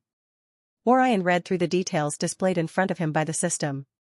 The moment he was done reading it, the words on the screen vanished and a new string of words appeared before him. Missions in the youngling elf system are divided into 3 tiers. Unlike the baby elf system and the sprout elf system, the youngling elf system's tier 1 mission will only have a single quest for the host to complete. The host will have only one mission to complete. Just one mission? Will it be related to the tournament? Would you like to check it out? Yes, Orion replied, and his new mission was displayed in front of him. Mission: have fun. The Noble Elf Tournament is a prestigious tournament, with hundreds and thousands of elves eager to participate in it. However, the host is required to simply have fun when contesting against others. It doesn't matter if you win or not. Also, your mother and aunt won't chastise you for not winning. Remember that you're still a 10-year-old elf. Appropriate rewards will be given to the host after the system has evaluated your performance during the entirety of the tournament. It seems even the system isn't forcing me to win the tournament. I know Mama and Auntie want me to have fun, and now, it seems the system wants me to do the same. Anyway, I wasn't expecting to be given a single mission. Does this mean the rewards will be far better than any other rewards the system has given me before? Well, I hope so. One can never have enough power, and it will be exciting to see what skill the system will reward me with. Orion straightened his clothing while looking at his reflection in the mirror. The moment he was done with this, Orion noticed Evelyn walking into her bedroom. "Hello, handsome." "Hi, gorgeous." Evelyn smiled and asked, "Are you ready?" "Yes." "Good." Evelyn took a long look at her gorgeous little baby one more time to see if he was dressed properly. Orion also used the opportunity to see if he could finally view his mother's details with his appraisal skill, but it seemed he was still unable to do so even with the current stage of his system. I guess this means I'll only be able to use the appraisal skill in the final stage of the system. Although he was a bit disappointed, Orion decided to focus on more important things. After all, the tournament was beginning today, and he had to be in the best possible state of mind to compete with other contestants. With that out of the way, Orion and Evelyn walked out of the bedroom. Evelyn held Orion's hand, and the both of them arrived at the courtyard to see the coachman along with the butlers and maids in the castle, bowing their heads and bending their knees. "Good luck in the tournament, Your Highness." Everyone showed their sincere support for the prince. They wished for him to enjoy his time when participating in the tournament. Orion acknowledged them before walking into the carriage with Evelyn. Mia and Elena were already inside, waiting for them to enter too. Once everyone had stepped into the carriage and taken their seats, the coachman instantly hurried to his own seat. "Hiya." The 4 dark Pegasi in front of him unfolded their wings before gliding into the sky with the carriage attached to them. While they were flying mid-air, Mia turned to Orion to ask, "Master, where are we going?" "We're going to Elf. It's the city of the Colosseum." The Elf Kingdom was divided into 2 cities and 2 villages. The capital city and the largest city was called Elgaroth. This was where most of the nobles in the kingdom lived. It was also where the castle was located. The Colosseum city was called Elf, while the 2 villages were known as Elvendum, the village of farming and agriculture, and El Real, the village of fishing. Elvendom supplies food and fresh fruits throughout the kingdom, while El Real provides seafood to other markets within the kingdom, but mainly the capital city and the Colosseum city. The Colosseum city was a very large city, but it wasn't as large as that of the capital. Since it was called the Colosseum city, this meant that the city had a huge Colosseum as its center of attraction. Hundreds of elves and orc warriors competed yearly in the arena. The city was also known to hold grand festivals similar to Oktoberfest in Orion's previous world. Does this mean Master will be fighting in the arena? Yes, he will, Evelyn replied. For centuries, the tournament had always involved contestants battling against each other in the Colosseum, but things might be a bit different from how it used to be. What do you mean? Orion asked. Well, the first thing you need to know is that we're not going to the Colosseum right now, Elena explained. Then, where are we going? Mia asked. To a castle in the city. A castle? Yes. Right angles I. Oh, you mean the same castle contestants are allowed to stay in during the period of the tournament? Orion asked. Yes dear, but like I said, things are a bit different from how they used to be. Elena nodded her head in agreement before saying. Several new castles have also been built for this particular tournament. But why would they do that? Orion asked. Well, it seems the tournament officials were a bit more lenient than usual in selecting those who could participate. And now, for the first time ever, there are more than 400 registered contestants for the Junior Noble Elf tournament and over 600 contestants in the adult tournament. Hearing this, Orion's eyes widened in surprise. The number of contestants in the previous tournament was always within the range of 100 to 200 for both the junior and adult tournaments. This means that the total number of contestants in both tournaments wouldn't exceed 300 elves, but now it appeared that over 1,000 elves would be competing in the prestigious tournament. Nobles are allowed to have 2 to 3 children contesting in this tournament. Also, the ranking barrier has been set low for commoners who are eager to participate as well.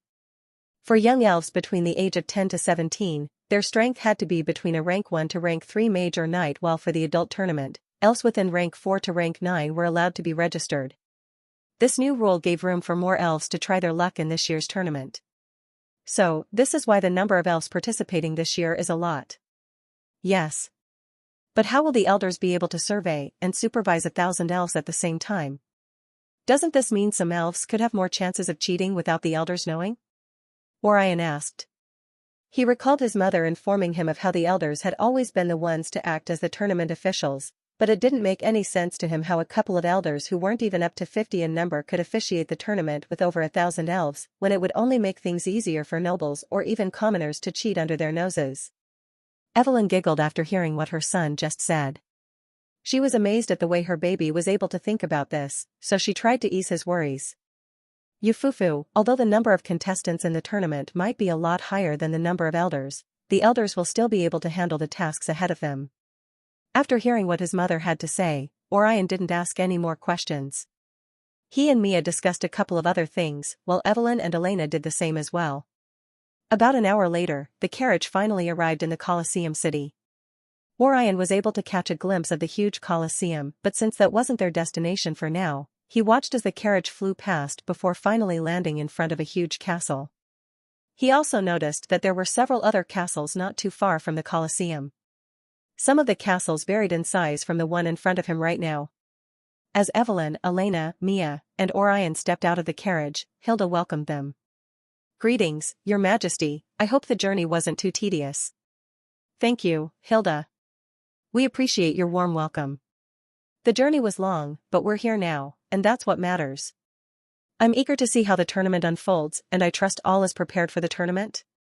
Yes, Your Majesty, but since the prince will be the one taking part in the tournament, only the prince will be allowed to come into the castle. Please, allow her to guide you to the castle reserved for the royal family. Standing beside Hilda was a maid who belonged to the dark elf race.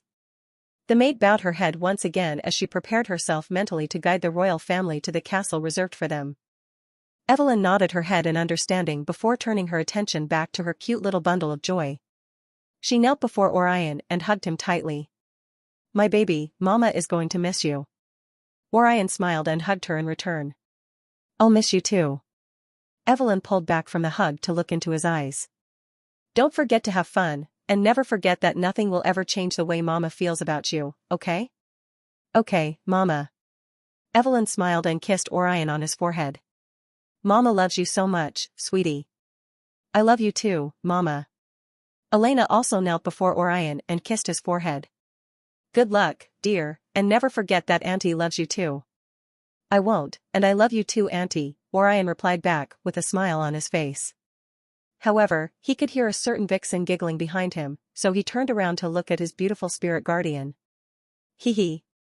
Mia loves Master too, Mia said with a hint of redness in her cheeks before kissing Orion on his forehead just like Evelyn and Elena.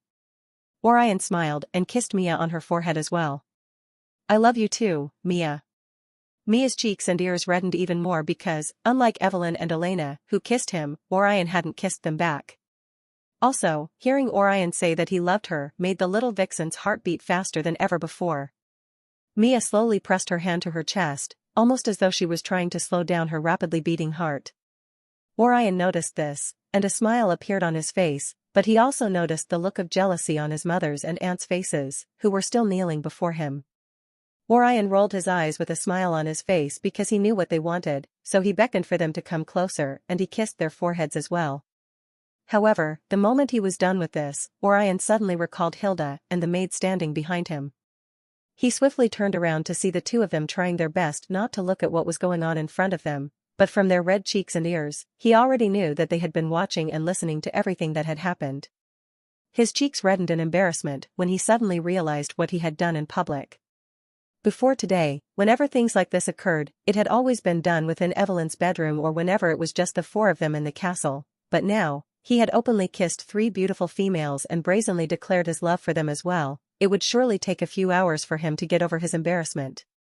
With that out of the way, the maid guided Evelyn, Elena, and Mia to a separate castle reserved for the royal family while Hilda guided Orion into the castle where other contestants were waiting. As they made their way to the castle, Hilda harumphed before opening her mouth to speak. It's been a while since I last saw your highness. Although it's been a decade since we last saw each other, I hope your highness hasn't forgotten about me already.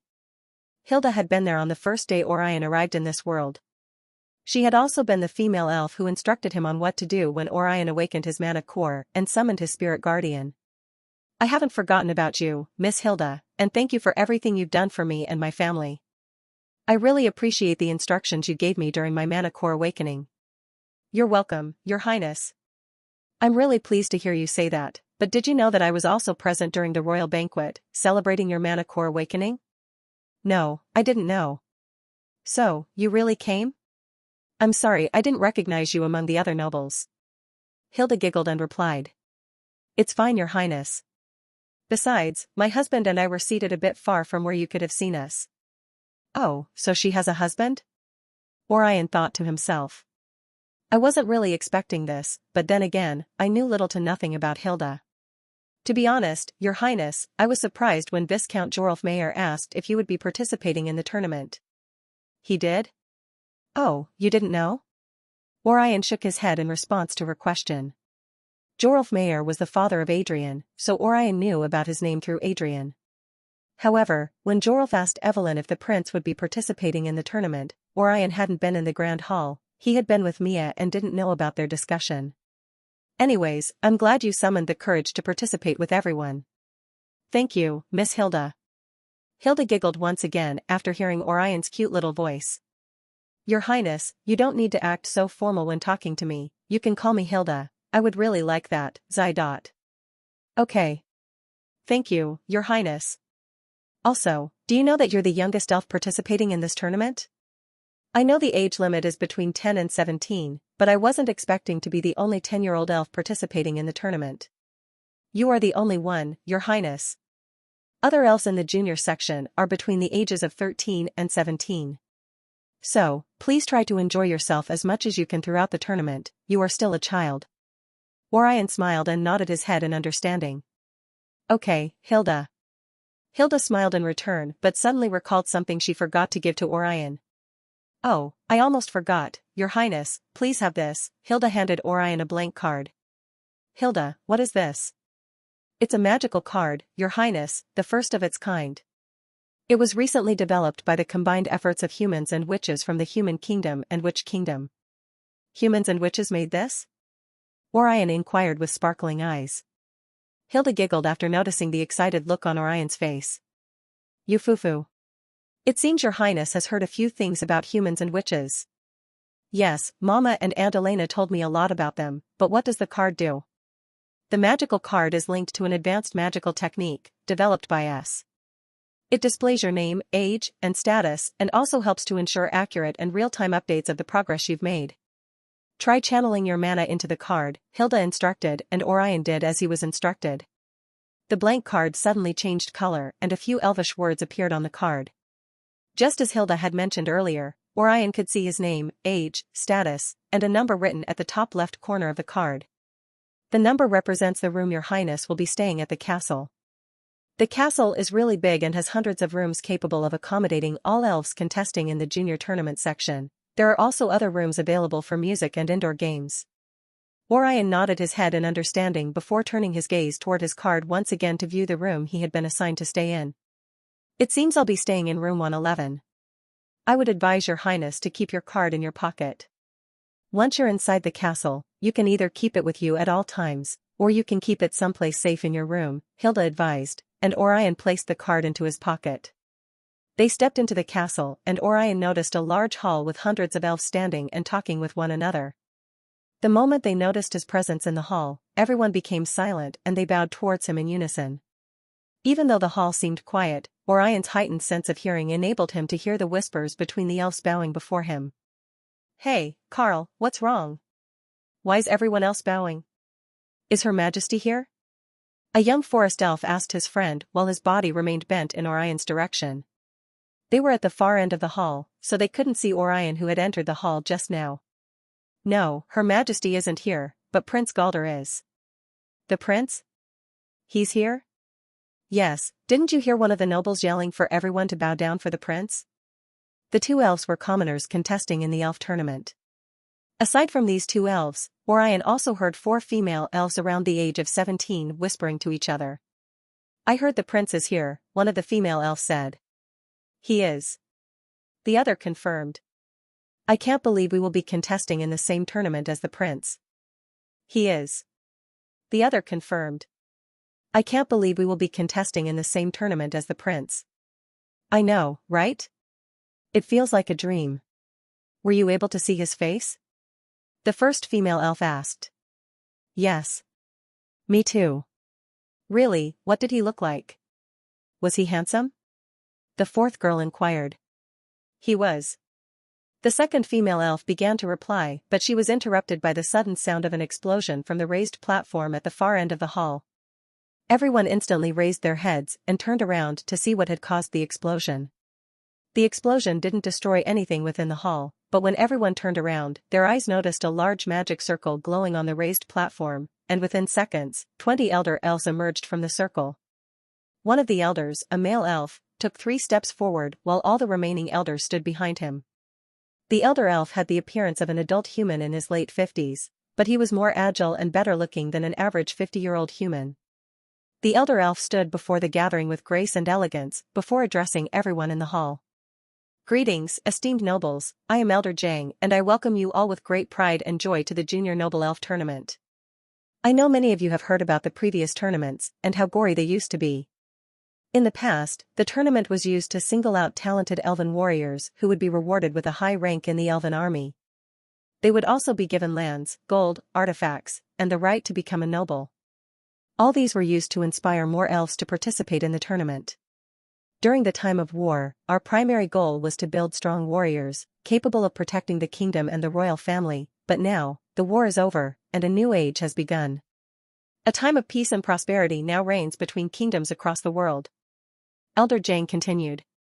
Our goal remains the same, though, and we intend to make sure the kingdom's future rests in safe hands.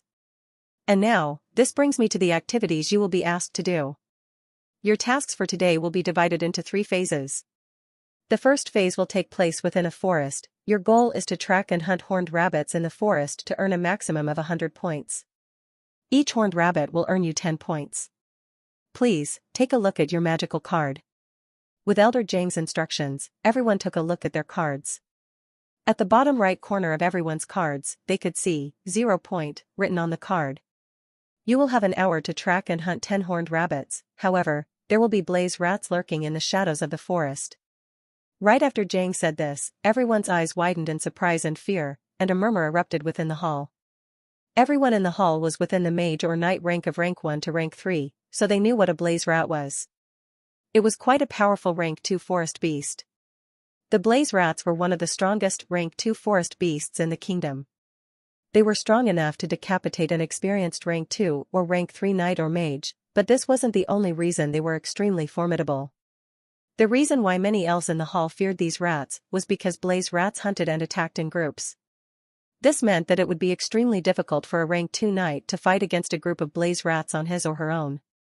You will be permitted to fight in pairs of 2s if you wish to, but know that, regardless of the choice you make, we can't guarantee your safety, Elder Jang revealed, and the murmuring continued once again. Within seconds, the entire hall was as loud as a marketplace. There were a lot of young elves between the ages of 13 and 15 who were beginning to have doubts about their desire to continue the tournament. These elves were rank 1 mages and knights, but most of them were from humble backgrounds, so they knew they wouldn't be able to take down a single blaze rat on their own. The same went for if they were to form a team of 4 or 5 elves to share the burden of fighting against the blaze rats, as the results would remain the same, and they would simply be walking to their deathbeds. The only option they had left was to drop out from the tournament even before they had begun, thereby abandoning their goals and dreams of becoming a noble and the privileges that came with being a noble. The noise within the hall continued to grow louder by the second until Elder Jang clapped his hands once, causing everyone to cover their ears as the sound pierced their eardrums. A smile spread across Jang's face, and his gaze swept across the hall. He could see a lot of elves who were already disheartened about the idea of facing off against the blaze rats. Most of them were rank 1 and 2 mages and knights who happened to be commoners participating in the tournament. A few others were rank 2 knights or mages who happened to be nobles. Their minds were set on forfeiting the tournament. They might be nobles with a higher mana capacity than those from humble backgrounds, but they prioritized their lives more than anything else, and if the elders and other tournament officials weren't able to guarantee their safety, then they were better off not participating in the tournament. Aside from those who weren't interested in the tournament anymore, there were a lot of elves who were still eager to test out their strengths against a group of blaze rats. It would be the first time they would be facing a rank 2 beast as dangerous as the blaze rats, but they were still eager and excited to get to the forest right now. The elves who were a lot more eager to participate than the others were rank 3 mages, so they believed they were strong enough to handle a blaze rat on their own. Others were also open to the idea of pairing with other rank 3 mages and knights in order to avoid unexpected circumstances. One could never be too careful when facing a group of blaze rats. If anyone would like to forfeit the tournament, please signify and make your way towards the next hall, Elder Jang instructed them on what to do, but many of them were reluctant to move to the next room.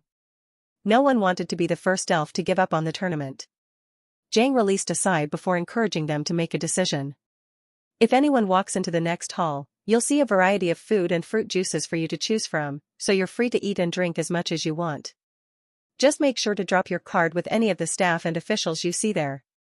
The room remained silent with everyone stealing glances at each other, waiting for who would be the first to walk into the next hall. This continued until a young male around the age of 17 suddenly clenched his right hand into a fist before slamming it against his palm, as though he had suddenly realized what Elder Jang was trying to say. "Oh, so, you're saying there's food and drinks in the next room?" he asked. "Yes, that's exactly what I just say." "Oh, so, that's what he was talking about." Another young male smacked his palm on his forehead as though he, too, had just realized what Elder Jang was saying. "Why didn't I think of this sooner, Elder Jang? Just wanted to make sure we wouldn't be hungry when fighting against a group of blaze rats." "Huh? That's not what I was." Elder Jang tried to explain what he was trying to say, but no one wanted to listen. "Oh, yeah.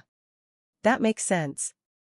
Indeed, Elder Jang will never want any harm to come to us. That's why he wants us to eat and gain even more strength before facing against the blaze rats. After all, we can't fight on an empty stomach. He cares a lot about us. Why wouldn't he? We are the future of the kingdom, he has to care for us. Elder Jang is so nice." "Actually, I was not." Elder Jang paused mid-sentence when he noticed the number of elves remaining in the hall. Everyone had used him as an excuse to forfeit the tournament. Children, they never cease to amaze me. A smile appeared on his face when he noticed that those who remained in the hall were still around 200. He turned around to signal to the other elders to begin chanting the teleportation spell, and they began to chant the spell. While they were chanting the spells, a female elf raised her hand to ask a question. Elder Jang permitted her to speak and she asked, "What will the remaining 2 phases of the tournament be about?" Since the first phase was to test the contestants on their abilities to track and hunt, many wondered what the second phase would be about. The second phase will be testing you on riddles, your knowledge of elven history, as well as some other things. Meanwhile, the third phase will be aimed at testing your archery skills. Everyone listened attentively to what Elder Jang had to say. The 3 phases he listed were the activities that would be done on the first day of the tournament. No one knew what they would be doing on the second day of the tournament, but what mattered the most to everyone was to ensure that they passed all 3 phases, because only then would they be able to qualify for whatever activity they had to do tomorrow. "Prepare yourselves, everyone," Elder Jang cautioned after noticing that his colleagues were almost done chanting the teleportation spell. Everyone made sure they had what they needed for the hunt, such as their daggers, bows, arrows, and quivers. Orion also prepared himself mentally for what they were going to fight against. He glanced around the hall and noticed a bunch of crystal balls floating along the hall, almost as though they were recording everything that was going on. Was this also acquired from the Witch Kingdom? I wonder who is currently watching us right now. Could it be the other tournament officials, or maybe the whole kingdom? Orion thought to himself, but then, a huge magic circle suddenly appeared beneath everyone's feet and they were immediately teleported to the forest. However, everyone had been separated from each other. This meant that Orion was currently alone, with no one beside him. He turned around to see if there was at least someone nearby, but all he could see were towering trees with twisted and gnarled branches stretching towards other trees. They resembled skeletal fingers as they cast long, ominous shadows on the ground. It was currently daytime, but due to the way the branches were spread across the trees, it made the entire forest look dark. The underbrush of the forest had thick, thorny vines and razor-sharp brambles, which looked like they were reaching out to snag Orion's clothes and skin. Despite the darkness of the forest, Orion could hear the scuttling sounds of unseen creatures through the bushes, followed by the ominous rustling of leaves. He could also sense that he was being watched. The blaze rats had spotted him and they had no intention of letting him leave. However, Orion wasn't bothered by this. He simply settled down on the ground and crossed his legs before listening to his surroundings. I have to find the horned rabbits first, Orion decided on his top priority.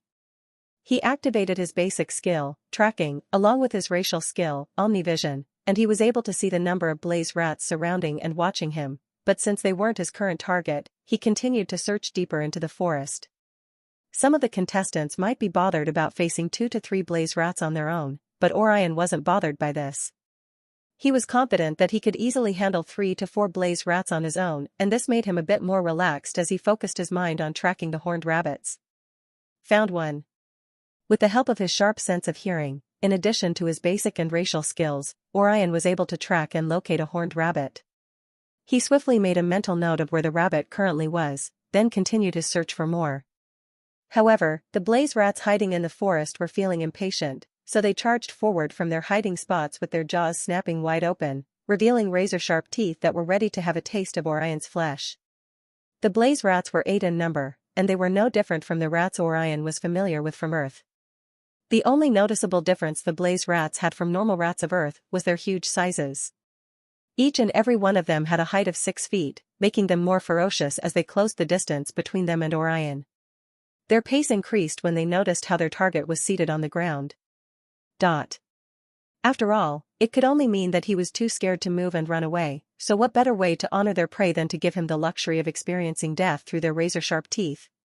Within seconds, the blaze rats appeared before Orion and they leaped towards him, but just before they could have a taste of him, a transparent barrier of mana erupted around him, encasing him in a protective cocoon. This was a Tier 2 mana combat technique, Mana Shield. The shield repelled the blaze rats when they came too close to him, and Orion used it to his advantage by focusing his mind on searching for more horned rabbits. Meanwhile, the blaze rats continued to scratch and claw at the magical shield. They bit down on the mana shield, hoping it would be enough to break the shield, but it wasn't. Feeling frustrated, the blaze rats distanced themselves from the mana shield and began to unleash fireballs. The small balls of flames clashed harmlessly with the barrier, causing the rats to feel even more frustrated as they unleashed more fireballs from their mouths. Their attack continued for another 10 minutes until Orion was able to successfully locate 10 horned rabbits. Found them.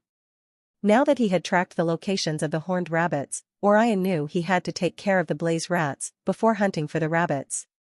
The blaze rats continued their relentless attacks, but suddenly, they noticed a huge fireball glowing brightly above Orion.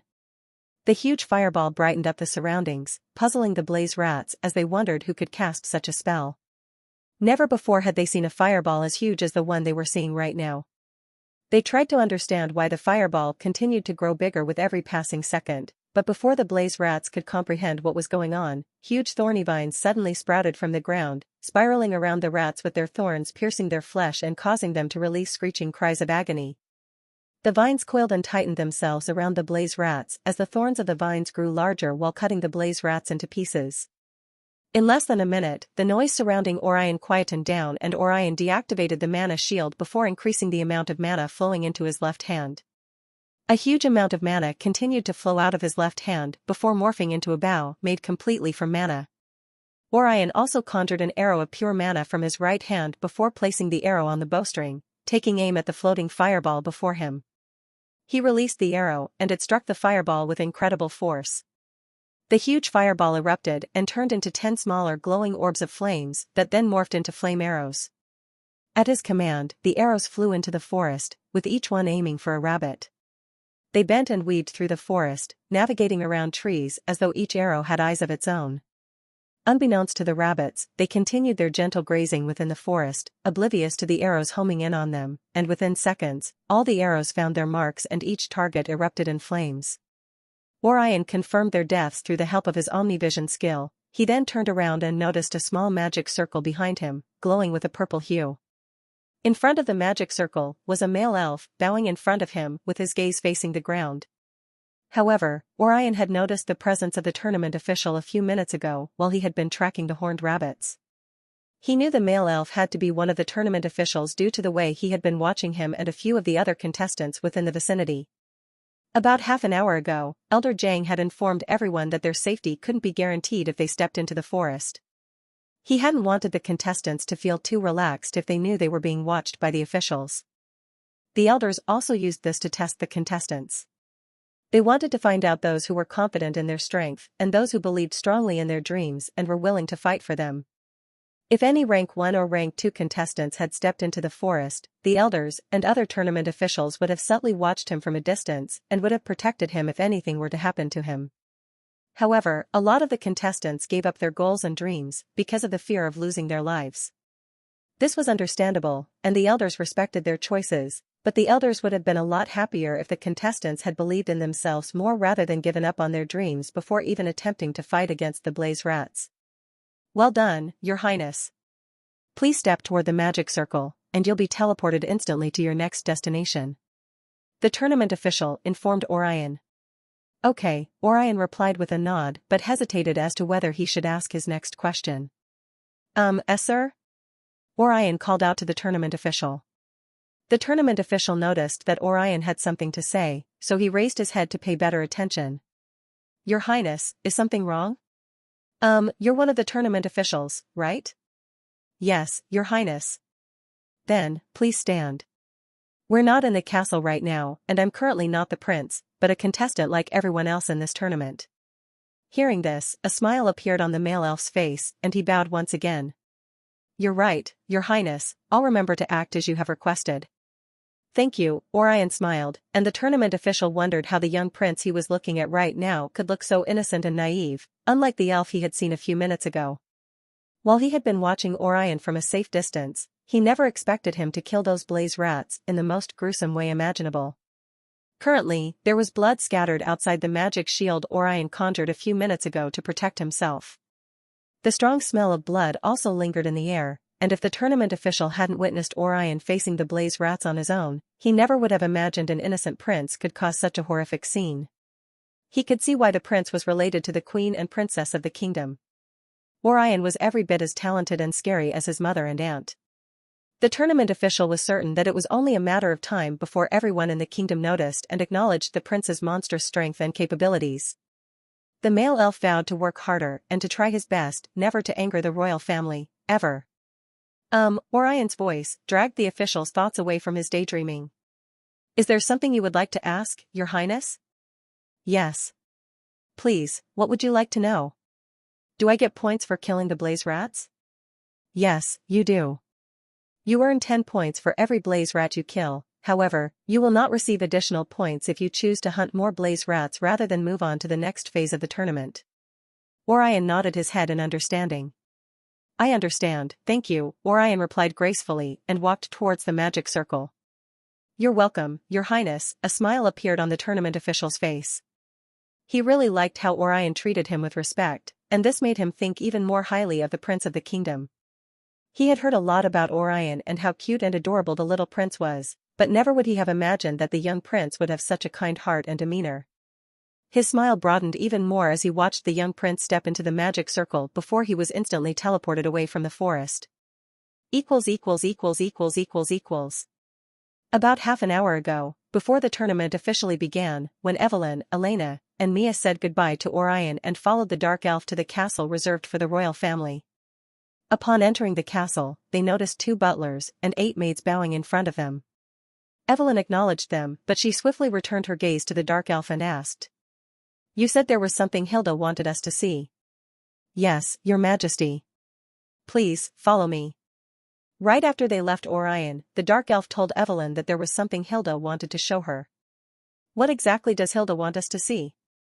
Elena asked while they walked through a long corridor of the castle.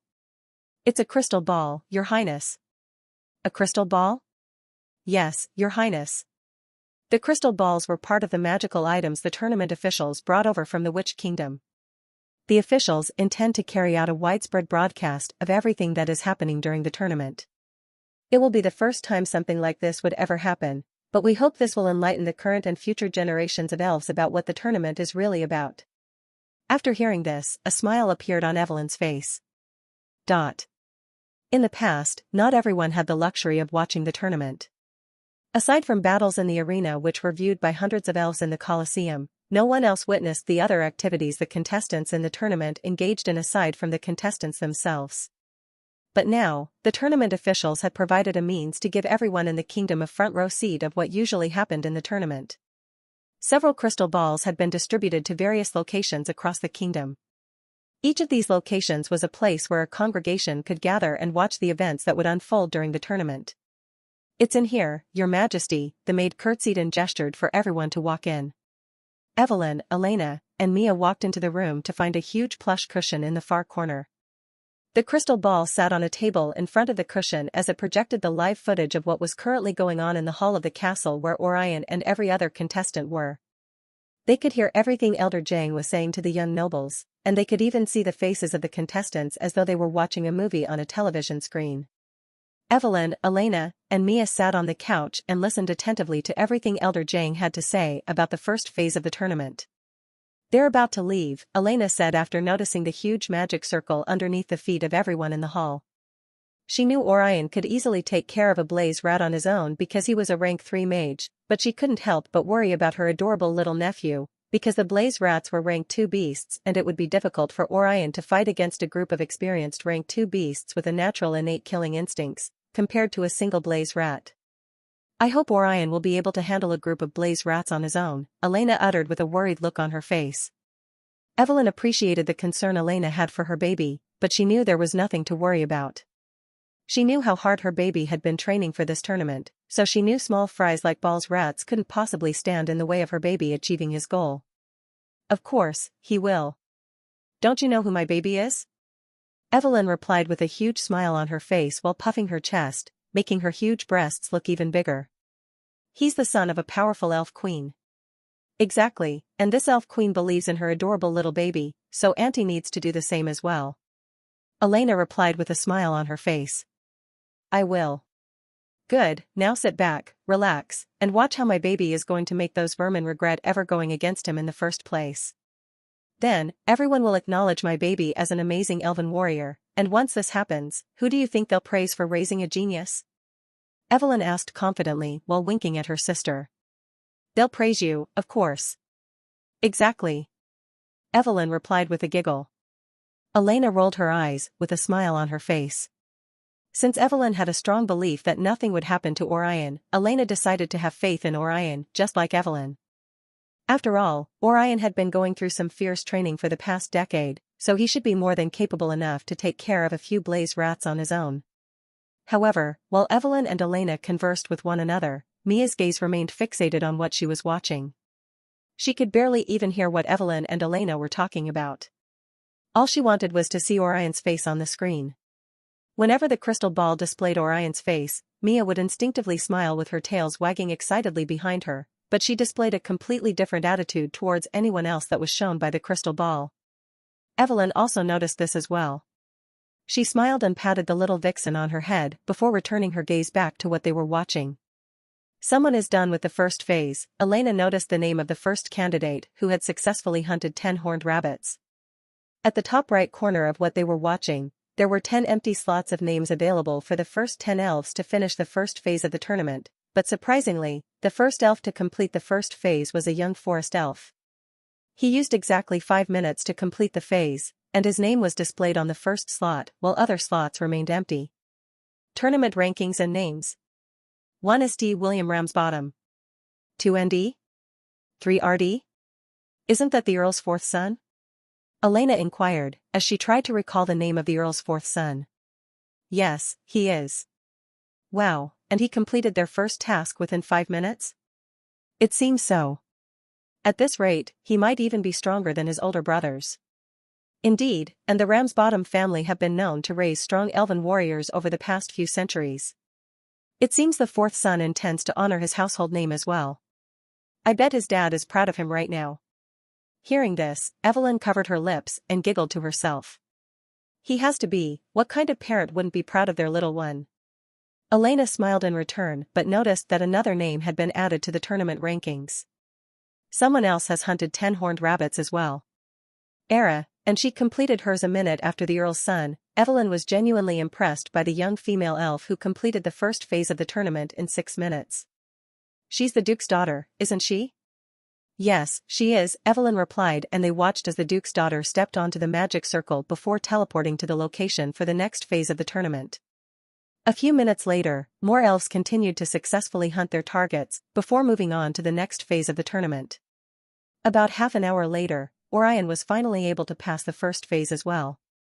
Seeing this, Evelyn nudged Elena with a smile on her face, drawing Elena's attention towards her. I told you my baby was going to make those vermins regret fighting him. Yeah, you did, Elena smiled and watched as Orion stepped onto the magic circle, like the others, before leaving for the next phase of the tournament. Meanwhile, in a separate room which was completely different from where Orion and the other contestants had originally been teleported from, a group of young elves gathered to eat and drink as much as they could.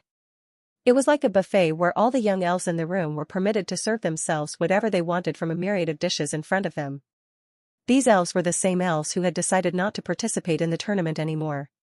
Every one of them was having the best time of their lives as they dug into the food laid out before them like starving beasts. Out of the 100 elves currently eating in the large hall, 2 best friends sat side by side and conversed while eating. They were already stuffed, so they rested their backs on the chairs they were sitting on. Ugh, I think that's enough for me. If I eat any more, my stomach will surely explode, Axel lamented while rubbing his bloated stomach.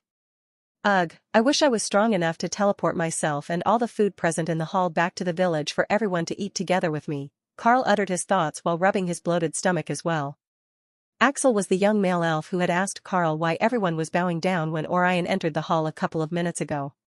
Both of them were from El Real, the village of fishing, so neither of them had ever been exposed to the magnitude of food in front of them. They had both decided to participate in the tournament with the goal of becoming a noble, and it didn't matter to them what rank of title they might get. As long as they became nobles, they were more than willing to do anything to win the tournament. However, reality and daydreams could never be similar, but this didn't mean they had given up on their goals and dreams, because now, their minds were made up on becoming a knight. Hey, Carl, Axel, have you two seen Prince Galder? A female elf asked both Carl and Axel, who were still trying to breathe properly with the huge amount of food present in their stomachs. Her name was Rose, and she was one of the 4 female elves who had been whispering while everyone bowed to Orion when he entered the hall. Right angles I. Just like Carl and Axel, Rose and the three other girls were from the same village, and they all joined the tournament with the hope of becoming a noble. The prince? Carl and Axel repeated at the same time. Yes. I don't know where he is, but I think he should be within the hall, Carl replied. I doubt that. I think the prince is participating in the tournament right now, the female elf replied. What? Are you sure that he is actually participating? Axel inquired, finding it hard to believe that the elders would allow a 10-year-old to go against a group of blaze rats on his own. Yes, Cassie, Ivory and Maggie have searched everywhere for him, but we couldn't find him. This means that he is in the forest with the rest of the other contestants. Carl nodded his head in understanding but found it odd for Rose to come to them asking if they had seen the prince. Since you knew he was participating with the others, why are you here looking for him? Shouldn't you be able to see him on the screen displayed by one of those crystal balls hovering in the room? We've checked every single one of them, but none of them were showing the prince, so we wondered if the prince might actually be in the hall with us, but after searching around, I can't find him here either.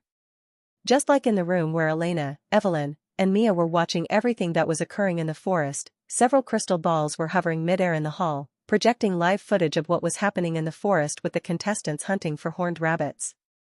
Maybe the prince isn't here. Have you tried watching from the crystal ball again? Carl suggested. I guess I'll check it out one more time. Rose turned around to head towards the other room where 20 crystal balls displayed different footage of what was happening to different contestants in the forest. However, while she was heading towards the other room, she suddenly heard Axel and Carl's voices behind her as they followed her to see if the prince was truly participating in the tournament. Why exactly were you looking for the prince? Axel asked with a confused look on his face. He couldn't think of a good reason why Rose and the other girls had such a strong desire to find the prince. Rose smiled and replied. We thought if the prince wasn't participating in the tournament, we could try our best to serve him whatever he wanted in the hall. We knew he might not agree to our demands, but we are eager to do whatever it takes to give him the best service ever. Is it just me, or didn't that sound lewd to you? Rose giggled at Axel's words, but didn't give him a reply. Instead, she continued to walk towards the other room until her gaze fell upon Cassie, Ivory, and Maggie, whose eyes were locked onto the screen. Rose called out to them repeatedly, but neither of them replied. She wondered what could have drawn so much of their attention for them not to have heard her. When she got closer to them, she noticed what they were watching. You three have seen the prince, and you didn't inform us? Rose raised her voice as an angry look came over her face. She didn't like the fact that Cassie and Maggie didn't inform her of something this important. Shoo, we're sorry, okay. We just saw it, too. Now keep quiet and let us focus on what we're watching. Rose harumphed before returning her gaze back to the screen to see what Orion was doing. Carl and Axel watched the screen as well, but Axel wasn't happy with what he was seeing. I do not understand why Elder Jang would permit His Highness to join the tournament and fight against a group of blaze rats on his own. What if something goes wrong? What would Her Majesty say if something were to happen to the prince? Nothing is going to happen to the prince, you worry too much. Don't tell me you're actually the prince's brother, pretending to live the life of a commoner, Carl teased. Don't joke about something like that, you jerk. I'm not his brother, but can't you see the prince is only 10 years old? Rose giggled and replied. He might be a 10-year-old prince, but I heard His Highness might actually be a rank 2 or even a rank 3 mage, and this is one of the reasons why I didn't want to miss his battle with the blaze rats. Since Axel was 17 years old, just like Carl and the girls, he couldn't help but feel a bit worried about the prince. When he looked at the prince on the screen, crossing his legs on the ground while protecting himself with a mana shield, Axel couldn't help but notice Orion's young appearance. At first glance, Orion looked like a little brother anyone would wish to have because Orion had a face that would make anyone wish to protect him from harm no matter how dangerous it might be. He looked like a young, naive little elf who shouldn't be exposed to the dangers of the world yet, hence why Axel wondered if the prince was ready to even participate in the tournament. Everyone returned their gaze to the screen to see how Orion would handle the 8 blaze rats that were about to release a fireball from their mouths. Someone else also noticed that the blaze rats were about to attack the prince and yelled out for everyone to come take a look at what was about to happen. Hey! Everyone! The prince is about to face 8 blaze rats. What? 8 blaze rats? That's impossible. A male elf said in disbelief. Hee hee. This, I've got to see. Another male elf hurried with everyone else to watch the prince battle the blaze rats. Right after the male elves hurried to watch the battle, the female elves in the hall began to gush over the prince as they rushed to watch Orion's battle with the blaze rats. Hiya! Prince Galder, I'm coming to watch your battle. Huh? Prince Galder? Where is he? He's over there, meditating. Oh my, the prince looks amazing as always. I love him so much. Me too. Me too. Everyone in the hall rushed over to watch how the prince would battle 8 blaze rats on his own. Anyone could clearly see the excitement in the eyes of the onlookers, and it just showed how much love and respect they had for their prince. Seeing the way beautiful girls were gushing over the prince like lovesick maidens, many of the boys slammed their palms on their faces, trying desperately not to display how jealous they were of the prince. While some were crying, wishing it was them who had received this special love and respect from the women around them, others gritted their teeth at their weakness and regretted not participating in the tournament like the prince. Who knows, maybe the girls would have thought of them differently if they had summoned the courage to fight against a couple of blaze rats. But while the look of admiration and respect for the prince could be seen in everyone's eyes, they also had the look of concern and fear as well. Will the prince be all right? A female elf wondered in fear. I hope so, I don't want anything to happen to my prince. Me too, I love the prince so much, I don't know what will become of me if anything were to happen to him.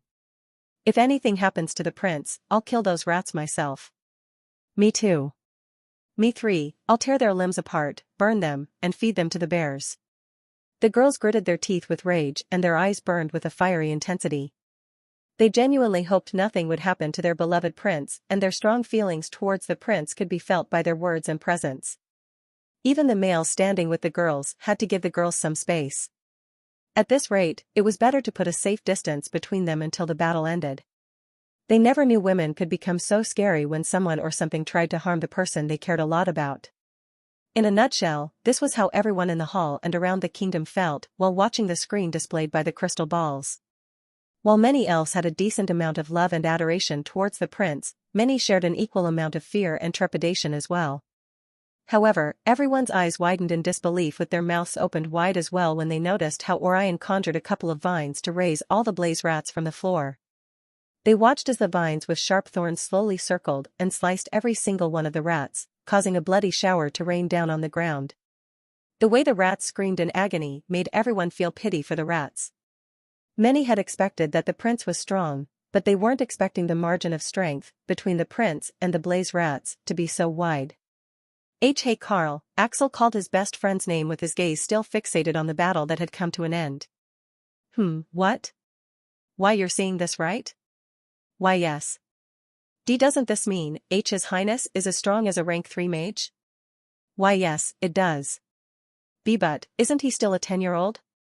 He is. See Carl? M square root epsilon upsilon dot. We can't afford to waste any more time fooling around and doing nothing. We have to train harder and grow stronger the moment we return back to the village. Yes, we will. Axel and Carl clenched their fists with their minds made up on what their goals were. They wanted to become as strong as the prince. They knew that Orion had been raised by the strongest mage and knight in the kingdom, however, they also acknowledged his hard work. They were certain that Orion's current strength and experience were a result of the hard work he implemented in improving himself. Just like Carl and Axel, many young elves across the kingdom vowed to grow stronger and become worthy of being called an elven warrior. Everyone in the hall watched as Orion stepped onto the magic circle before teleporting away from the forest and into a completely different building. The screen then turned its focus toward other contestants fighting against another group of blaze rats in the forest. However, no one was interested in watching his fight. Hey, has anyone seen where the prince currently is? Someone asked. Since there were over 20 crystal balls floating midair and displaying different battles of contestants, there were also other crystal balls, displaying the contestants who had progressed to the next phase of today's tournament. I've seen the prince. He's over here, everyone come. A female elf yelled and everyone hurried to watch the prince. They were eager to see how the prince would surprise them once again. However, while they were watching Orion arrive in an unfamiliar place, everyone noticed the difference in the ranking of the tournament. Tournament rankings and points. 1 St. Luna Cypress, 900 points. 2 ND William Ramsbottom. 600 points. 3 RD Barry Manchester, 550 points. 4 TH Adrian Mayer, 445 points. 10 TH Orion Galder Elfrida, 180 points. Huh? Lady Luna is currently the first? What happened to Lord William? I thought he was leading the tournament a few minutes ago, one of the female elves in the hall asked. Yes, he had been in the lead a few minutes ago, but the second phase of the tournament is extremely difficult. Only a few nobles have been able to answer their questions correctly, a male elf replied. Another female elf added. The only one who has been able to answer 90% of her questions correctly is Lady Luna, and no one else has been able to do the same. Prince Galder is currently 10th in the ranking. Is the prince's ranking so low because he is yet to complete the second phase of the tournament? Yes, if he can answer 90% of the questions correctly, just like Lady Luna, His Highness will definitely be among the top 3 of the tournament. I hope he answers most of the questions correctly. A young female elf clamped her hands to her chest with a worried look on her face. Me too. Me 3. TCH, a young male clicked his tongue. You girls are so annoying. Do you think other nobles were unable to earn high points because they didn't know the answers to the questions they were given? Yes. You're wrong. Most of the nobles knew the answers to the questions, but they were unable to answer the questions. What do you mean? The male elf smiled and replied. I guess, you will have to find out yourself. Right after the male elf said this, everyone turned their attention back to Orion, who was currently talking to Hilda. As Orion approached an unfamiliar place, he noticed Hilda walking in his direction with a bright smile on her face. Congratulations, Your Highness, on successfully completing the first phase of the tournament.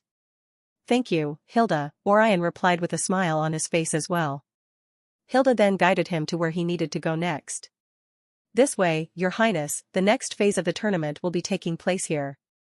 Hilda pointed to a door she wanted Orion to walk through. Orion nodded his head in understanding, thanked Hilda, and then opened the door. As Orion entered the room, his eyes became fixed on the imposing male elf standing before him. Of all the elves Orion had seen since he arrived in this world, this particular male elf had to be the most muscular. He wasn't really as tall as his mother and aunt, though. After all, they were high elves, and no elf could ever be taller than a high elf. However, this imposing male elf was as tall and muscular as an orc, and he could easily terrify any elf that tried to fight against him. Seeing that Orion remained standing at the entrance instead of coming closer, the tournament official spoke with a deep and commanding voice. Come closer, Prince Galder, I'm tournament official, Ganesha. Please, come forward. Orion swallowed a huge gulp of saliva. He could see that Ganesha was trying to act like a scary official, so Orion decided to play along by acting like an intimidated 10-year-old elf while walking slowly toward Ganesha. Just like the male tournament official Orion spoke to after he defeated the Blaze Rats, Ganesha was also a tournament official. So far, since the tournament started, Orion could see that the officials were not limited to the elders alone. There were also some younger elves who were officials, like Ganesha and Hilda. Meanwhile, as Orion drew closer to Ganesha, he could see that the room began to darken. The darkness deepened around him and Ganesha's eyes seemed to bore into Orion's soul, causing Orion to feel a shiver down his spine. At least, that was what Orion wanted Ganesha to see. In actuality, Orion wasn't bothered or scared by the little magic trick Ganesha was performing. He just had to act this way to see how things would play out in the end. Seeing that Orion was now close to him, Ganesha asked his first question, his voice remaining firm. Tell me, Prince Galder, what starts with a letter T, is filled with T, and ends with a T? After hearing the question, Orion's mind raced to answer, but before he could respond, Ganesha added. You have 30 seconds to reply, Prince. And to make it more interesting, an evil smile appeared on Ganesha's face when he said this, I shall cast a spell to focus your thoughts. With a swift gesture, Ganesha cast the spell, and Orion was suddenly assaulted by the loud, clanging sounds of bells and the relentless ticking of a clock. The cacophony filled his ears, making it difficult for him to think straight. You have 15 seconds left, Prince Galder. And you haven't answered the question. What starts with the letter T, is filled with T, and ends with a T? Orion's heart raced as he struggled to think of an answer. The sounds grew louder and more intense with every passing second, but Orion was determined not to give up. He swiftly calmed his mind to replay Ganesha's question again, before looking into Ganesha's eyes. You have 5 seconds left, Your Highness. Ganesha's evil smirk widened even more. What starts with the letter T, is filled with tea, and ends with a T? He repeated the question for the last time, but to his surprise, Orion replied. A teapot. Hearing this, Ganesha's lips widened into a smile. Unlike his previous evil smirk, this smile was a sincere one, but it didn't last for more than a second and his facial expression returned to his stern look. Correct, Your Highness. Now, next question, Ganesha said, and Orion prepared himself mentally for the next question. It is something that we see once in a year, twice in a week, and never in a day. Do you know what the answer is, Your Highness? Ganesha inquired, increasing the chaotic sounds to make it more difficult for Orion to think straight.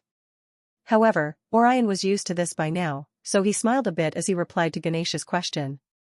Unlike before when Ganesha asked Orion the first question, Orion was now calmer and more collected. He wasn't bothered by the sound of the bells or the loud ticking of the clock anymore. This was because he finally understood what Ganesha was trying to do. Ganesha was simply trying to test Orion's mental resilience and ability to think under pressure. By forcing Orion to think amidst the chaos, Ganesha wanted to assess Orion's ability to remain calm, focused, and mentally clear under duress. You have 30 seconds to answer. The letter E, Orion replied calmly with a smile on his face, and Ganesha smiled in response as well. Impressive. Now the next question. What goes up but never comes down? Our age. Right angles I. Good. Now, answer this riddle. I have something that belongs to you, but I won't share it. Although, if I share it, I won't have it anymore. Prince Galder, tell me what it is. Orion pondered about the riddle for a few seconds, then he replied. A secret. Excellent. Now the last question. How do you make the number 1 disappear? Hearing this question, Orion's lips widened into a smile, and he replied. By adding the letter G to it, thereby turning it into the word gone. Ganesha nodded his head with a smile on his face. He was genuinely impressed by what he had witnessed from Orion. Contrary to what Ganesha said when he asked Orion the first question, he hadn't cast the spell to help Orion focus, rather, it was used to simulate a high-pressure situation that would test Orion's mental fortitude, creativity, and problem-solving skills. And Orion had passed Ganesha's test with flying colors. Ganesha found it astonishing to see a 10-year-old elf behaving and thinking like an adult. It was almost similar to how Lady Luna Cypress had acted very maturely while he questioned her, but even she hadn't answered all of her questions correctly. Since he was impressed by what he had seen so far, Ganesha cancelled the spell and said. That was amazing, Your Highness. You answered all of your questions correctly. Now it's time to answer questions related to our history and a few other questions to determine if you are prepared for what it means to be the prince and future king of the kingdom. Are you ready? Yes, I am. Orion nodded his head as he made himself ready to answer any question Ganesha had for him. Good. Now, we will start with history. Before the war ended 2 decades ago, our kingdom had a lot of weaknesses. What was the greatest weakness Queen Evelyn Elfrida discovered about us, and how did she help us to overcome this weakness? Orion took a deep breath before opening his mouth to speak. The Queen discovered that our weakness was not our physical vulnerability to dark magic or our historical conflict with other kingdoms.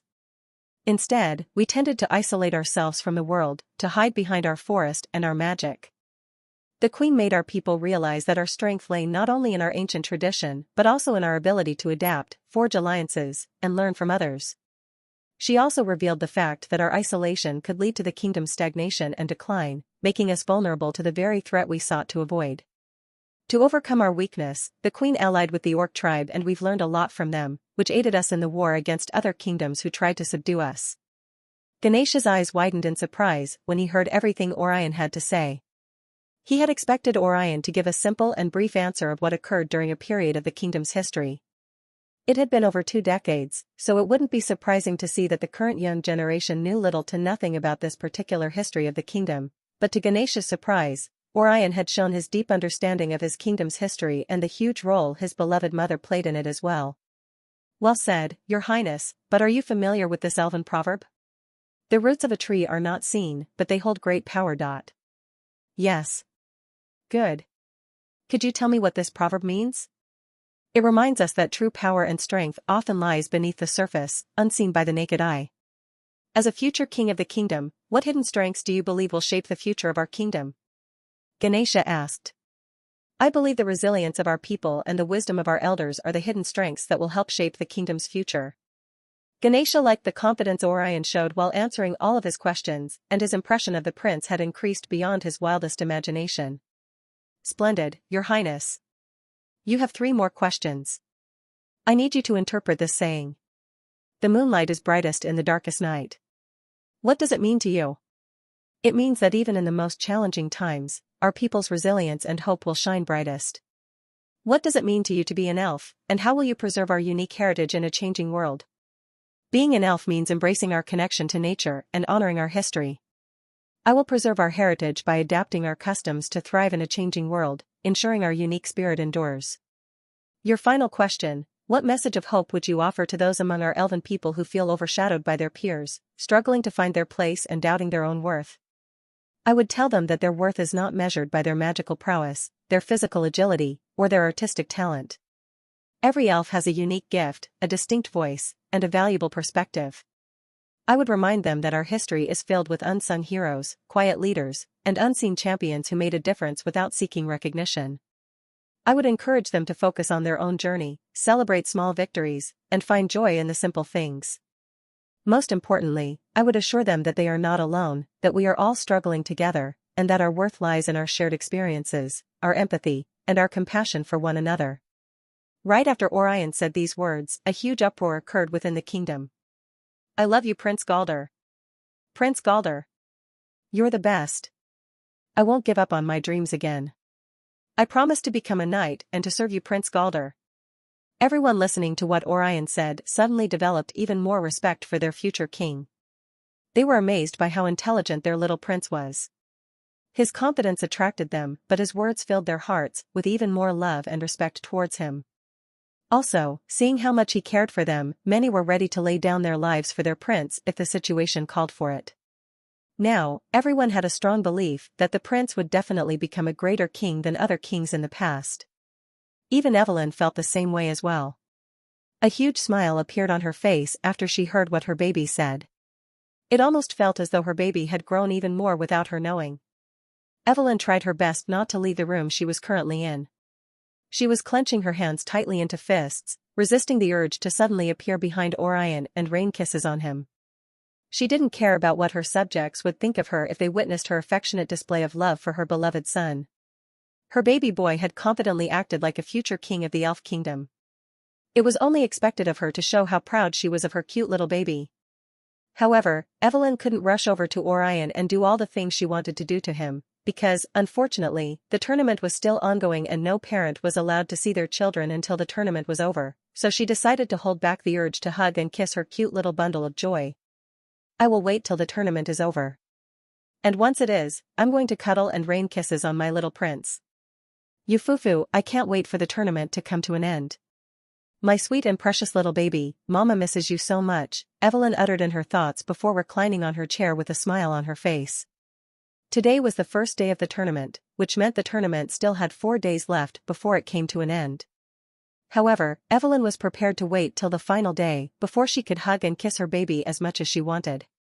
With her mind set on what she would do in the future, Evelyn's attention was suddenly dragged back to reality when she heard more of her people yelling how much they loved the prince of the kingdom. Of course, everyone in the kingdom didn't forget to thank their queen and princess for raising such a wonderful son and nephew. Without Evelyn, Orion would have never stepped into their world, and Evelyn deserved a lot of praise for raising such an outstanding child.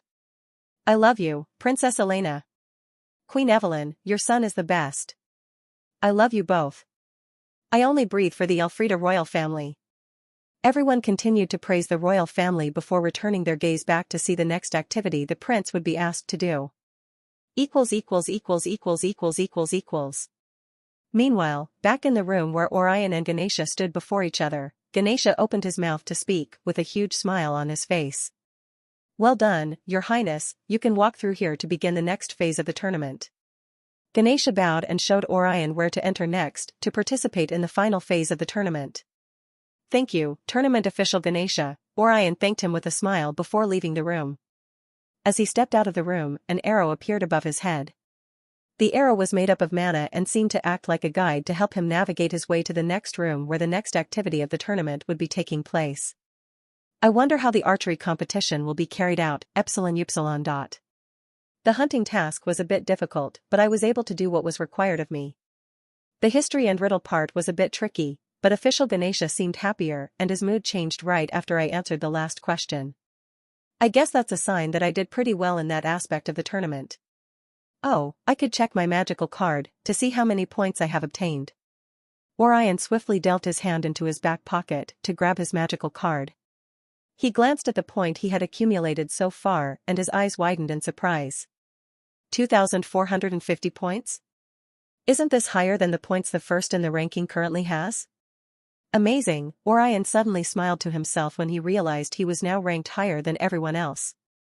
Orion continued to trail behind the mana arrow floating in front of him, but while he was walking, Orion suddenly noticed something. It doesn't look like the next activity will be carried out indoors, because the arrow seems to be leading me outside. Orion noticed that he was walking towards the garden of the castle, but when he got there, Orion could see a huge gazebo in front of him. Upon stepping into the gazebo, Orion noticed a female elf who happened to be a nature elf, just like Hilda. She was dressed in a flowing green dress, and she curtsied before Orion. Without waiting for Orion to say or ask any questions, the female tournament official welcomed him to the final activity of the tournament for the day. Welcome, Prince Galder. I am tournament official Ira, and I welcome you to the final activity of the first day of the tournament. Thank you, Miss Ira. Is there anything I need to know about this final phase of today's tournament? Yes, Your Highness.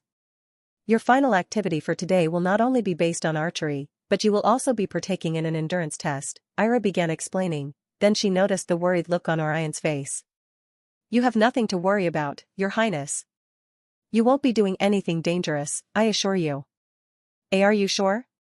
Yes, I am. Okay, Miss Ira, Orion replied politely, with a smile on his face. Noticing the smile on Orion's face, Ira smiled back as well. She couldn't help but feel excited to be standing before the Prince of the Kingdom. It felt like a dream come true to finally speak with someone from the royal family, and aside from this, she could never get tired of hearing Orion's cute little voice. She wanted to hear his sweet little voice over and over again. If they weren't currently busy with the tournament, Ira would have definitely moved closer to Orion to listen to more of his cute voice.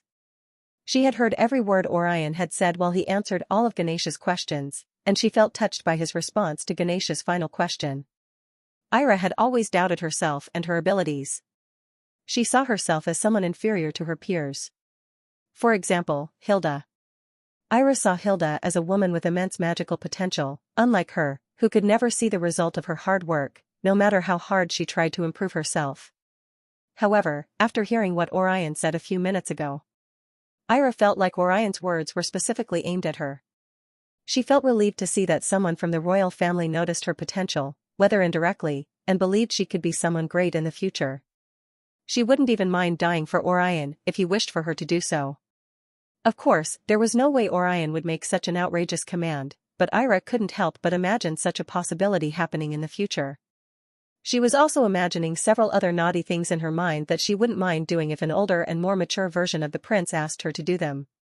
However, unbeknownst to her, Ira's face and ears were now red and she had a silly smile on her face while thinking of doing several naughty things with an older version of Orion. Miss Ira, Orion called out to her, causing Ira to snap out of her daydream.